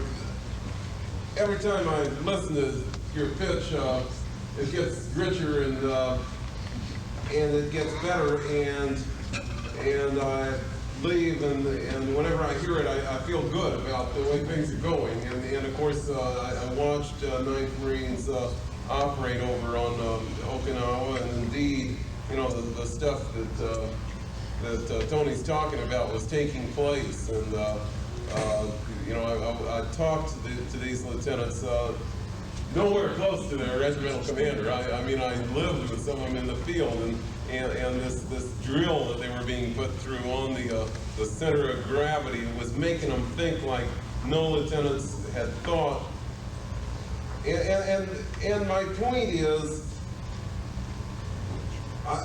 I don't want me or anyone to get carried away with the euphoria, because this isn't happening throughout the Corps. And if that man from Mars that we've talked about would appear and be here tonight, he'd say, well, the Marine Corps is really ready and raring to go. However, I went out on Colonel Blitz, and and I've seen a lot of other regiments and battalions, and the lessons, of course, that you've picked up, because I've talked to you a lot, I know, I would say most of them come right out of your experience in Vietnam. I mean, they really do, and so do mine. I mean, that's why I get so intense about these things, is because these ideas come out of Vietnam. That boundaries didn't work, and this, so much of what we've been taught didn't, yet so much is relevant. Well, what I'm asking, and maybe you've got an idea here. And I don't want to ping too much on Colonel Blitz, except that was the most recent exercise I went on. I talked to the Mass Commander, and he certainly understood, the kinds of things you're saying. And yet, when you went down in the field, you saw business as usual. And our task is to fix the thing, and I just would like to hear your ideas about where we can go from here, so that we have a Marine Corps that's thinking creatively, that is willing to put aside the things that didn't work, because this machine seems to go on no matter what we do, and it stamps out the terrain objectives, and I noticed down a few other things. Well, the helicopter plot operations, we talk about it and we laugh about it in here, yet I'm convinced unless we change our modus operandi somewhere, they're going to be going on 6 months from now and a year from now, regardless of all of the words you've said. And what's happening in 9th Marines now? I know Mike Strickland, take him out of the picture. I don't want to talk personalities. I mean, Mike Strickland is a great guy. But the thing is, any one of us, can take over a regiment or a battalion and do wonderful things with it, and then we leave, and it goes back. to what it was. And I really think that it's an important question, and I'd like to ask your views on it. How can we get this stuff to spread? I think, let me make one other point, because it leads into this and it's an important one. I've heard a lot of talk about unit cohesion. I don't agree with the concept of unit cohesion as I see it. Somebody tells me, I need to have my battalion, replace that with company squad, together for 5 years. And that's unit cohesion, and we'll be great, we'll go on the battlefield, we'll do well. 2 days after you're on the battlefield, you ain't got cohesion anymore. You know, what happens on the battlefield? What happens on the battlefield is you take casualties. They gotta be replaced. Now you can tell me, well, pull the unit out and replace it. You may not have that luxury. What happens what are the dynamics during battle? Guys fleet up, battlefield commissions. The battalion commander was killed, Iwo Jima. 80% of the battalion commanders were medevac casualties. They didn't necessarily fleet up the XO. They may have taken the XO from this battalion because more experience moved them there. So there is a movement, there is a leadership change. During the fight, a new unit comes in. You may want to spread combat experience. We did that in World War II. You may be forced into a political decision to rotate every year in and out of Vietnam, which means you have a continuous flow in and out. As much as you hate it, you're forced to live with it. There is non-battle attrition that goes on. War, every war I've ever studied is this flow of manpower in and out. Cohesion, true cohesion, is institutional cohesion and not unit cohesion. Unit cohesion will happen if you have institutional cohesion. What does institutional cohesion mean? It means when the corporal checks in that has an MOS and is a rank or a grade and is assigned there for a particular billet, you have an institutional expectation that he has a certain capability. We don't have that now. You know what the problem what you're saying now is? A battalion commander can take a battalion and do something fucked up. Because we don't know what he can do. We don't know that he's bought into it. We don't know his capability. We don't know that if he possesses the traits of strong intellect, determination, will, and can apply it, and understanding of all this, the knowledge. So there's no institutional delivery, institutional cohesion, institutional meeting of the expectation of the individual. The first thing you got to do is do that. Make the individual strong, build him up within the institution, live up to the expectation that's presented by his MOS, the grade that he wears, and the fact that manpower sends him to you to assume that assignment. If the institution can deliver on that, no one thing answers that. Not a PME process, you know, not an officer school in 9th Marines, not an application in the field in 4th Marines or whatever. It is a whole institutional-wide ethic or culture that has to be developed and has to be everywhere and has to be demanded on the receiving end and the giving end. We at Quantico are at the giving end. The guys who write orders on people are at the giving end. Out there in the fleet, they're on the receiving end. Expectations on both sides. Demanding of certain standards from both sides. You know, there are a lot of mechanical things you can do. Force-on-force exercises, institutionalizing some sort of PME process within the units that you force people to take part in, forcing the hands of commanders to do certain things. But you can't buy into it piecemeal. You can't say Quantico's doing it, 9th Marines is doing it, you know, Paris Island's doing it, but nobody else is doing it. Or so-and-so's doing it, so-and-so's doing it, and the other guys aren't. There's got to be an institutional acceptance, an institutional ethic that forces this to happen across the board. And the focus has to be on the individual. And he's got to live up to the things we give him, the titles. There's a measure that has to be there, very measurable thing that has to happen and be measured. We published a reading list. What exactly does that mean to me? Everybody's going to read those books, right? Wrong. Some people are going to read those books, right? All those people that read the books will get something out of it, right? Wrong. Some people will get different degrees of things out of it, right? And what should they get out of it? What should they do with what they get out of it? How do they apply it? I mean, we push something out there, good start, but where is it? Where does that probe go? What is it probing for? You know, I don't know the answer. I mean, I can't create the vision. I mean, the vision's already created by the Commandant. I can't design the implementation. You know, it's got to come from every aspect, every function of the institution, you know, every organization within the institution. It's got to pervade the institution, and I'm not sure how you do that, how you generate that interest. You can be obviously an evangelist and run around and scream and yell from the platform and entertain and hope somebody buys into it, or they're anxious to get to their box lunch in about a couple hours, you know. But, you know, I don't know if that's going to help.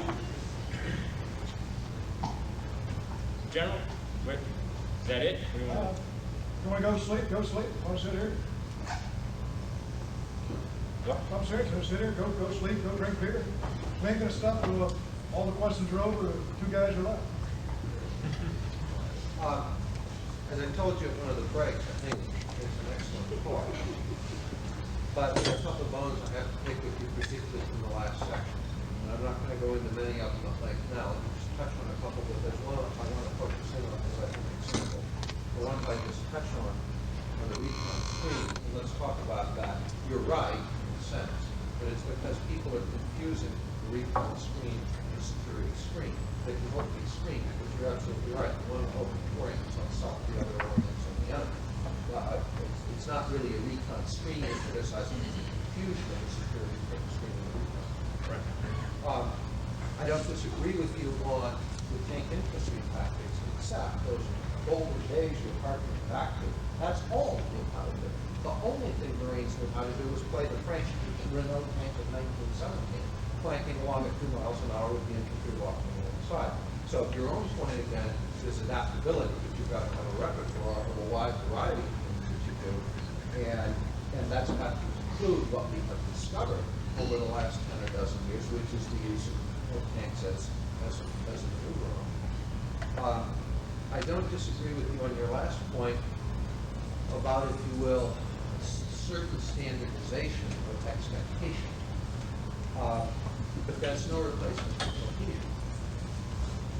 The history of this couldn't be clearer over the last 3,000 years. That there's a difference between being able to expect certain standard skills from someone, if you will, and having the psychological bonding that comes from keeping people together over a long period. It's not that the first isn't good. I agree with you. It is important that we don't have it. But it's not a replacement for the second. There is a psychological dimension to this that goes beyond whether somebody can perform certain skills at a certain level. And I think that's a critical variable. But the one I really want to drive home on, because I think it's fundamental, is the reserve. And your feeling that we shouldn't have a reserve, or that it should be allowed. You may want to remember that this was the theory in the 1976 FF-105, the active defense. What you need is no reserve, because what you would do is pull everything in from flanks across material. And of course, this can't work, providing you A, outnumber the enemy, and B, have consistently a higher tempo. The difficulty comes, obviously, when we're looking toward situations where we're likely to be out, and where we would hope that we'll be good enough that in many situations we will have a higher tempo. We can't assume that we're always going to be fighting living. We may occasionally come up against someone who happens to be fairly decent. And at that point, I would suggest your approach would get you in substantial trouble. The reason's very simple. He has a combination of options involving pinning those elements that you're going to try to draw in to be the reserves. The reason people tend to keep them back is so that they don't get pinned. And he also has the option of, if he makes a penetration, he's now driving that penetration through as fast, it's a little bit faster, then you can try to pull these elements back. And now if he combines these two, and he's simultaneously pinning them and driving this thrust through faster, and you have no reserve, he's banked. So let me interject something while we're on this subject of reserve, though, Bill, because I don't know if I've talked to Tony personally or again when I was out with some of the people in his regiment, but I feel like, he's talking about employing it laterally, and I applaud that in as much as I think we make a mistake, and I don't think you'll disagree with this either. I think we make a mistake when the reserve is always to the rear. Now, just going back to when my young Kansas lieutenants presented to Austerlitz, and they talked about the reserve. They, under my tutelage, went out and found a thing that we called a reserve. Now, I don't know if Napoleon called Bernadotte and Davout his reserve. I don't think he used that term. He used them in that way. He used them in that way So, you know, I think in a sense, the three of us may, I mean, before you get too critical of Tony here, I think that that he's using that concept when he talks about lateral employment. He may not have them listed down there, paragraph 3, whatever it is, underlined reserve. And you may not see them in, again, the control measure, you know, the little circle around him in the box. Yet, he's got forces that are available, that are the least committed that he can use. So I think we're not so let me try to come back to that a bit. I think this is an important point. And the key word you raise is committed, less committed, uncommitted. The reason it's not necessarily that a reserve has to be back geographically, if you will. The key is the degree to which it's committed. And you may be able to have it geographically not exactly back, but nonetheless where the enemy can't commit it, can't pin it through commitment. The problem with your phrase, Mike, of the least committed, is sometimes the least committed is pretty well pinned. And then I think, again, you've got a problem. Now, we all know that once you commit the reserve, you're going to try to look for the less committed unit to try to reconstitute the reserve. But I suggest that that's a different situation. And again, you're up against a competent opponent. And he's simultaneously trying quite actively to pin you to commit those forces that constitute your quote reserve. And at the same time create a situation where if he gets into your rear, now what are you going to do about it? And I'm uncomfortable with that phrase simply saying we're okay if we identify the least committed force, because it may be quite effectively pinned. And I am comfortable with the notion of saying the reserve is uncommitted force, regardless of its geographic location. And the location will vary depending on what course of events you anticipate. But I am uncomfortable with this notion of the purely lateral reserve where the other guy can penetrate. I think, you know, one concept you buy into when you accept that is the fact that you accept the linear battlefield under that argument. That there is contact this way, and I have a rear, and he has a rear, and the reserves are deployed that way. You accept the linear battlefield if you buy into this sort of protected depth, uncommitted by virtue of being in the rear kind of thing. No, that's exactly why I said it isn't a matter of geographical location, but it is a matter of commitment. But the reason I accept a certain amount of commitment is sometimes that's unavoidable. I can't, you know, I can't guarantee I put you, battalion commander, in a place where you're not going to be in combat. It may happen. There are no guarantees, Mike, but it's a matter of the way Colonel Zinni is laying it out is a general concept. And what I'm saying is also it's a general concept. But if you don't have a force that's uncommitted, particularly if you're fighting outnumbered against somebody who's not wholly incompetent, I think you're taking some very powerful risk. Colonel Zinni, earlier in your presentation, I think you just want you to bear in reserve. When you were talking about Vietnam, when you were talking about the non-linear battlefield, the guys can do all these deep flanking attacks and all that. No matter where you got, they were deeper and deeper. Now, were they part of the reserve, or were they part of the regular force? In other words, because they're deploying in depth. And that caused you enormous difficulty. So you said, well, the only thing you really can down, but you can't do all these fancies, you got to get these penetration before you can get leverage. Were they in fact reserve? I don't think they were so much in reserve in that the guy did not pose a linear front. No, I mean, the guy was prepared to accept a front that in fact was, maybe by his orientation, his left flank. That could become his front. If I deploy a reserve, if I take a 2 up and 1 back, you know, kind of attitude, I'm assuming contact at that point and at that level. You know, I don't know that I can make that kind of assumption. No, but look at the fact, let's look at the fact that if we look at the Germans, who you said you don't like, but I'm sorry, they're example. They're fighting on non-linear battlefields in the Blitz, yet at the same time, they're maintaining reserve. And you'll see almost all of the Germans talk about the importance of the reserve, and very often it's 1 up and 2 back that puts such importance on it. So the fact that a battlefield is non-linear doesn't mean that I can't maintain a reserve. It may mean that the location of the reserve is different than it's going to be on a linear battlefield. It may be, as Colonel Wiley was saying, that reserve may have a greater likelihood of being committed when you didn't choose it to be committed, that an enemy encounters it or something like that. but historically, they were able to maintain reserves on nonlinear battlefields. As a matter of fact, the point I was trying to get at there, in a sense, they were using the reserves in order to have a nonlinear battlefield to set it up. That's why I made your point in Vietnam. In other words, use the reserves as an aspect to present a nonlinear battlefield. In other words, reserve in that context, you know, is not just sitting out there. It's integrated in a sense, but it also gives them a nonlinear battlefield in that context. That's why I took you back to, you know, your Vietnam comment. Now, you don't like the word. Maybe it's the wrong word. I want to make a couple of points. First, in terms of the business of a reserve, and the first thing you got to do is you got to trust the GC commander that you've got, that he's not going to put himself in harm's way purposely, just to get his clock money. And dealing with multiple NATO exercises in the Med, I don't use a reserve in a GC.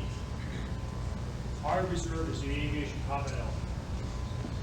That says that becomes a maneuver element to GC that's now going to overhead and requires some type of firepower process to help solve this problem.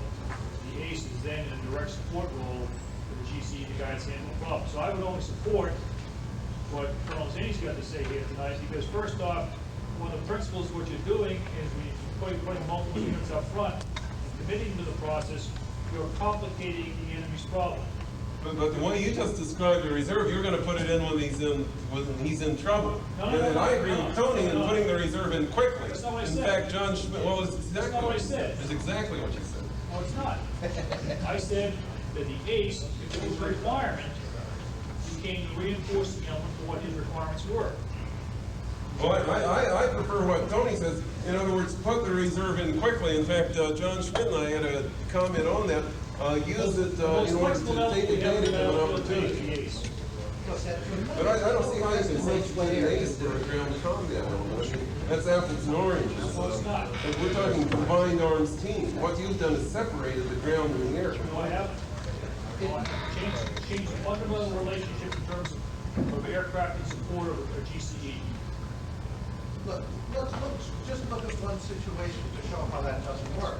And that's if that enemy breakthrough that suddenly causes a major problem where you look at the reserve, happens to be armor. Our air capability against armor is flat zero. It's all this bullshit about codes of 3,000 meter ranges where you don't get those kinds of ranges because you can't find and identify the target. Might be about 810s maybe, but with Marine Air, our ability to kill tanks from the air is very low. So now you've just left yourself wide open to the enemy tank breaking through into your rear if your only reserve is the ACE. That's tremendously over.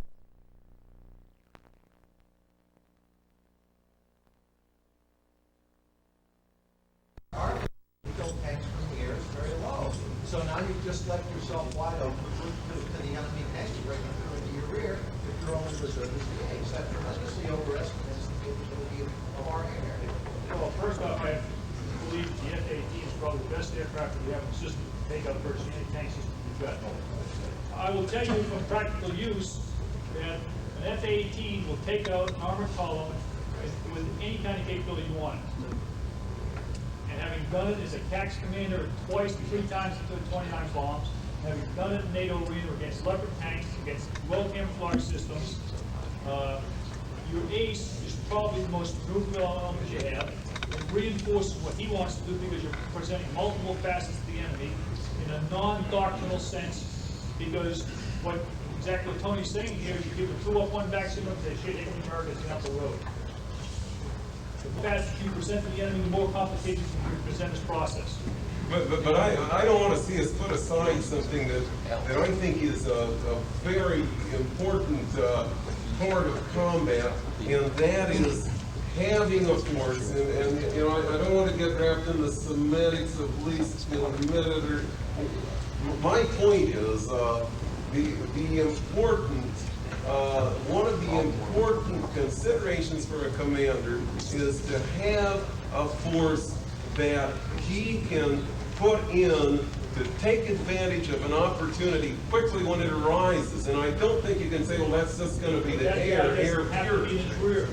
No, it doesn't have to be in his rear, and that's exactly my point. I think the lateral idea is a very important one. And I'm not picking a fight or an argument. I mean, you're shaking your head.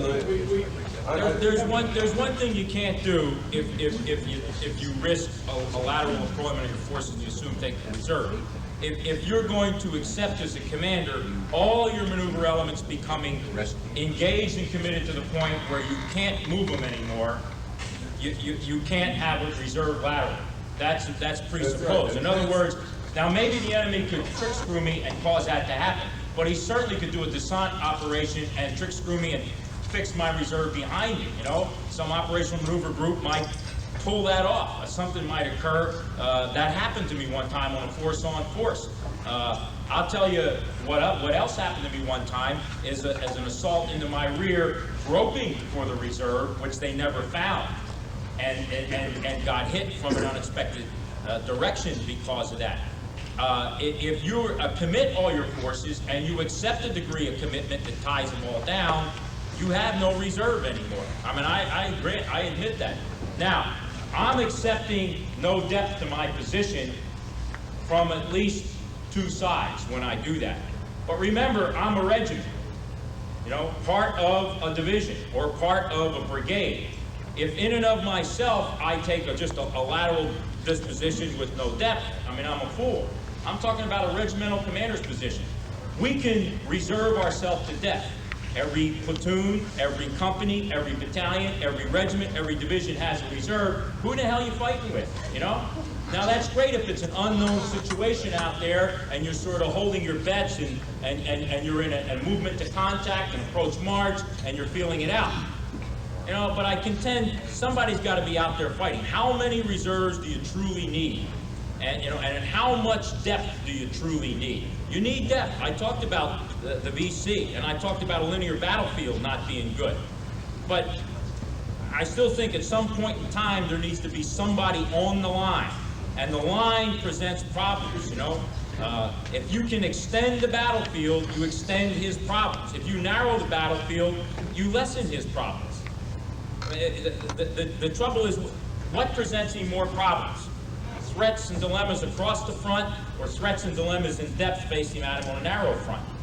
I'm not sure. I think the lateral presentation could cause him more problems initially, at least. Yeah, I think, Tony, what you've done is violated what you said earlier, method T analysis. You've created a formation, as at least the way I heard the answer, before you did the method T analysis. I'm with Bill.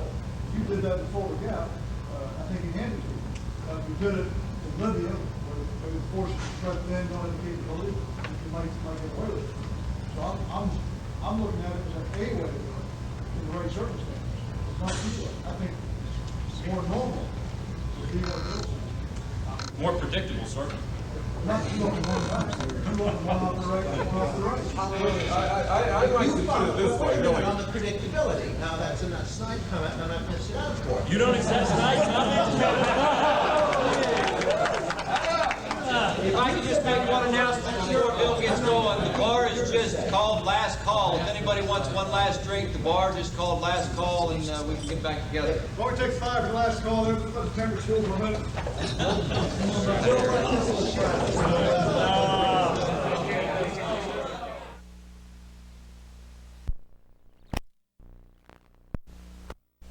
think we left off, Bill, you had the floor, and I want to give you a chance to...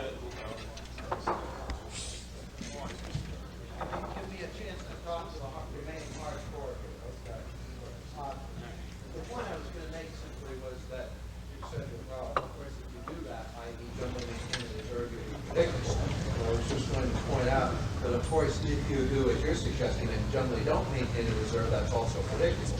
And the key word there is generally. And I come back to what I think is one of the most important points in your brief, which is, as I would put it, act according to the situation. And I like your phrasing of it as these people would say, we don't do windows. Okay, you can't use this for that or that for this and so forth. The answer is, of course, that you have to act according to the situation in all of this stuff. As an example, we spent infinite amounts of time in peacetime debating the finest characteristics of the tank. We asked General Ball, John, you may remember, when we asked Ball about the difference between assault guns and tanks in Russia.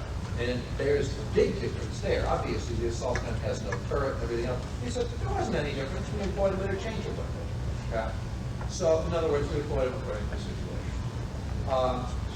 The reserve, the same thing. Your point again, and all the Germans say the same thing. The more uncertain the situation, the larger reserve you want. Generally, because that is in many ways the measure of your ability to react to the unexpected, the positive or negative unexpected. Will there be situations where you're now really going for broke and everything is committed? Yeah, that can happen too. But it's situational rather than an absolute hard and fast rule. In general, I would say uncertainty being a general battlefield characteristic, your ability to deal with uncertainty being the lowest when you don't have the reserve.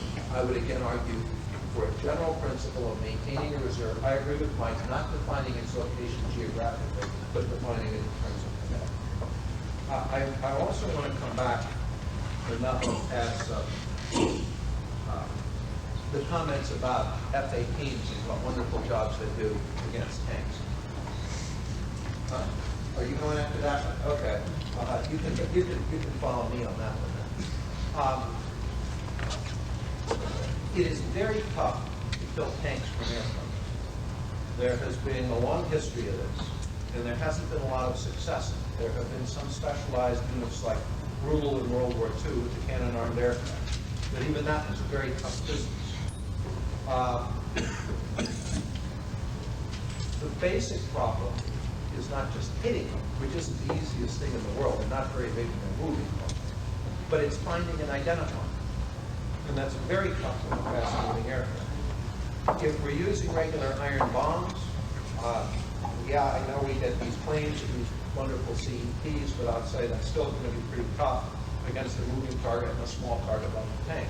If we're looking at these various Wunderwaffe we have, then you get into the problem of what or who is doing the laser guidance. Are the conditions of weather and so forth such that you use laser and so on. The problem with something like the TOW and the Cobra is we talk about the range of the TOW, but we don't talk about the range at which the helicopter can again find and identify the tank before we can shoot the TOW. So I would really caution about this, and I'd really caution if you're basing it, Jack, on claims of the kind that usually spring from weapon systems being in peacetime always rated with a PK of 0.8 or higher. And this runs through our whole system at the moment. When I was out at Watts last time, for example, I asked the guy who was in charge of the Hawks, what's the PK? Oh, 0.9. What SAM has ever gotten anywhere near a 0.9 PK in combat? Not just the Russian stuff, look at the British stuff in the Falklands. 0.09 is damn good for a SAM. So what we do essentially, it's sort of the same thing when I was up in Newport, when I looked at their weapons PKs. Nobody seems to pay much attention to these. We take the claims of the manufacturers or of the program managers that there's no relationship to combat reality, and then we assign these high PKs, and then we get all these kills. Now, of course, Jack, as you know, you didn't see any of those F-18s actually kill tanks. Obviously, it's on wartime. So we're into the problem of these claims and these PKs, and I think we've got to be very, very The point I'm making, Bill, is this tank force that attacked RLT-9. First off, we don't deal with the problem of identity and location. And he knows exactly where they are, because he's the guy that's being beat up. He has a terminal control capability, so the issue now comes in is what degree of your own casualties are you willing to accept. Now, the most maneuverable element you have, battlefiels don't exist with just GCEs running around by themselves. They exist in the context of larger size forces. In the particular case that whether it's a GCE in a MEF environment or in a MEF environment, if the force that he's dealing with is going to bypass an RLT, he has either a division commander who is super concerned about the problem or a MEF commander who's going to apply assets to solve the problem. The particular case that I was using, because very frankly, you know, we advertised a MAGTF master plan. The only I've heard for 3 days is ground combat orientation. That's right. And so the point I'm bringing up is that there are other maneuver elements in the battlefield. The case in point, to reinforce what Colonel Zinni is saying, is that you can place multiple facets before the enemy. And very frankly, if he is surprised by a large-sized mobile tank force, they ought to shoot me, because if I'm not, don't have the sensor systems out there that says I've detected that force and apply some kind of resources against it, and I should be fired for not doing my job. Well, That's the second point. So in terms of target identification location, that is going to occur because of the engagement that's taking place. Now, the problem we have is because intrinsically as Marines, that we don't want to say that we're going to kill our own Marines with airplanes, because there's something intrinsically even moral about it. But the reality is we're willing to accept the theory that we lead into supporting arms, and the definition says you start taking 1% of your own casualties to supporting arms, that's close enough and you shift to fires. Well, there are times in life that your own bomb's going to kill you. And very frankly, he owns nothing at the GCE level that can take on a tank force. TOW is at best a minimal weapon system. The utility jacket won't stop shit. So artillery won't do it. So now you're caught with a solution. What is it going to use to take on a tank? Now, I don't like the probability of a 0.7 on a close air support mission taking out a tank. But I got to tell you something, it's a hell of a lot better than asking Marines to lay down in front of tanks and stuff pipes up somebody and blow them up with grenades. Well, let me both agree and disagree in a sense. I think this is an important point, particularly what you just said about this is all this discussion here has been about ground warfare. I agree. That's a weakness that springs from the fact, and we've been trying to address it here to some extent in these groups we've formed, that the whole effort over the last 13 years has been to make maneuver warfare in general doctrine, naturally focusing on ground warfare. That's now done. But now we have all these other areas where we don't know in many cases really how it applies. We have bits and pieces of knowing how it applies, but we don't by any means have complete pictures. I'll be the first to agree with you that I would like us to do everything we can here, and more importantly, to lead here with major ongoing efforts, not mired in some bureaucracy somewhere, but the kind of bottom-up efforts that got whole communities involved that led to the maneuver warfare stuff itself, of trying to address these other areas like air. Now, let me just draw this out a little bit further to show what I mean. You're absolutely right that if I'm a commander, let's say a division commander, and even take this up to the operational level, who suddenly has found a major enemy tank force breaking through and surprising him, and that's going to happen, sensors or no sensors, notwithstanding. The enemy periodically surprises us just as we're going to surprise him. We can't talk all the time about how we're going to surprise him without expecting him to surprise us some of the time. And he's not a fool either. And suddenly I've got a major enemy armor unit running loose in my rear. Air can, if we go about it, be a major help there. Why? Because one of the inherent characteristics of air is I can mass it faster than I can mass anything else if I have the right kind of command and control system, if I have the right kind of airplanes and so on. But now I'm in a really messy environment because he's loose with tanks in my rear area, and it is a very dirty environment to look down on and figure out what you're looking at. There are vehicles of all kinds intermixed. There are several countries' forces intermixed. There are fires. There are civilian things in there. It's a real disaster. Unless I have aircraft, pilots trained appropriately, and ordnance that have been thought through very carefully for operating in that kind of environment, my aircraft aren't going to be able to do it. And I would say, I won't go here into an argument specifically on what kind of aircraft, except that that's not the point. But what the point is, but one of the main things that we need to address in terms of maneuver warfare and aviation is exactly the question of what kind of Air Force small a, small f do we need if we are going to be able to engage precisely that very probable and very dangerous contingency with something that in theory at least, and in practice if we do it right, can perhaps be the most effective means for addressing that. I'm just questioning whether the means we have now are effective for that. Again, my only point was the situation was presented that we're dealing with here in force-on-force in Korea, where you had a tank force coming down. I will tell you, with a very high degree of assurance, having done it a number of times, that that tank force I can put at risk, or at least reduce that risk sufficiently enough that the GCE element then can digest the problem. I am not going to give him 100% assurance that I'm going to kill every tank and every tank gunner. But I'm going to reduce that force to sufficient force that his least avoided element, and then take that force on. Okay. And so that's my only point in the process. Okay, I don't think we're really far apart, but let me again come back to what the conference is all about and what I hope we leave here with. Rather than just speculating on, say, the effectiveness of air, the kind of airplanes we have now, the kind of ordnance we have now, these sorts of things. One of the weaknesses of our current system is we're reduced to speculation, but we have very little in the way of thorough, battlefield realistic testing of this kind of thing. We can put tests together of this sort of thing. With the A-10, John can talk about that if you want. There was a very imaginative, very extensive test program that was done at a time we don't usually do, related to its 30-millimeter gun and an anti-armor capability.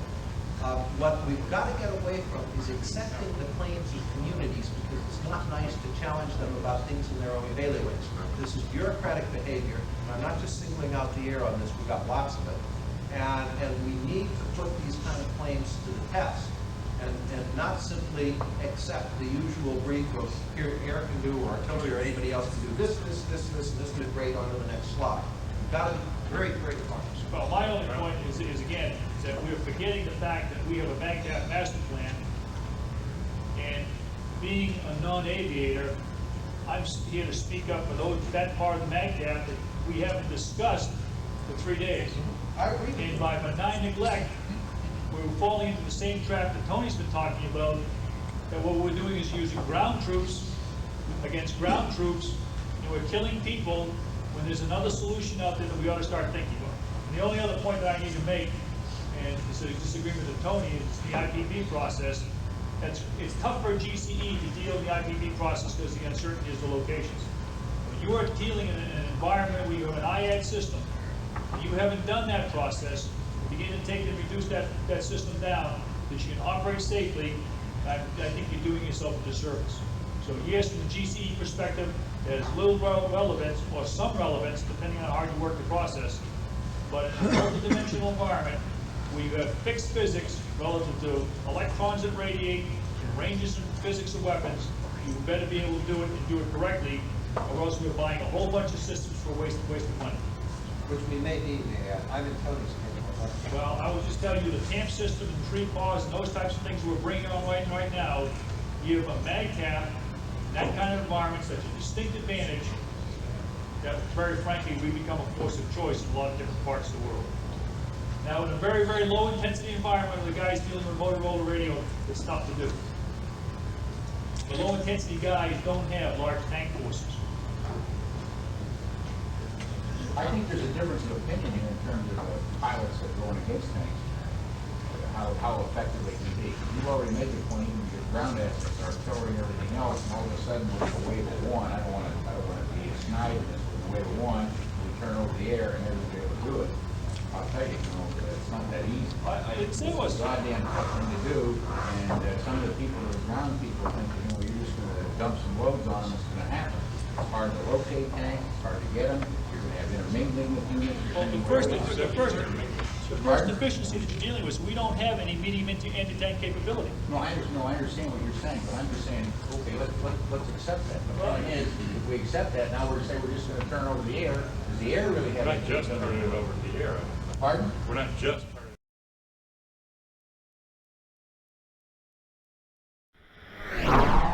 You're listening to All Marine Radio on the All Warrior Radio Network.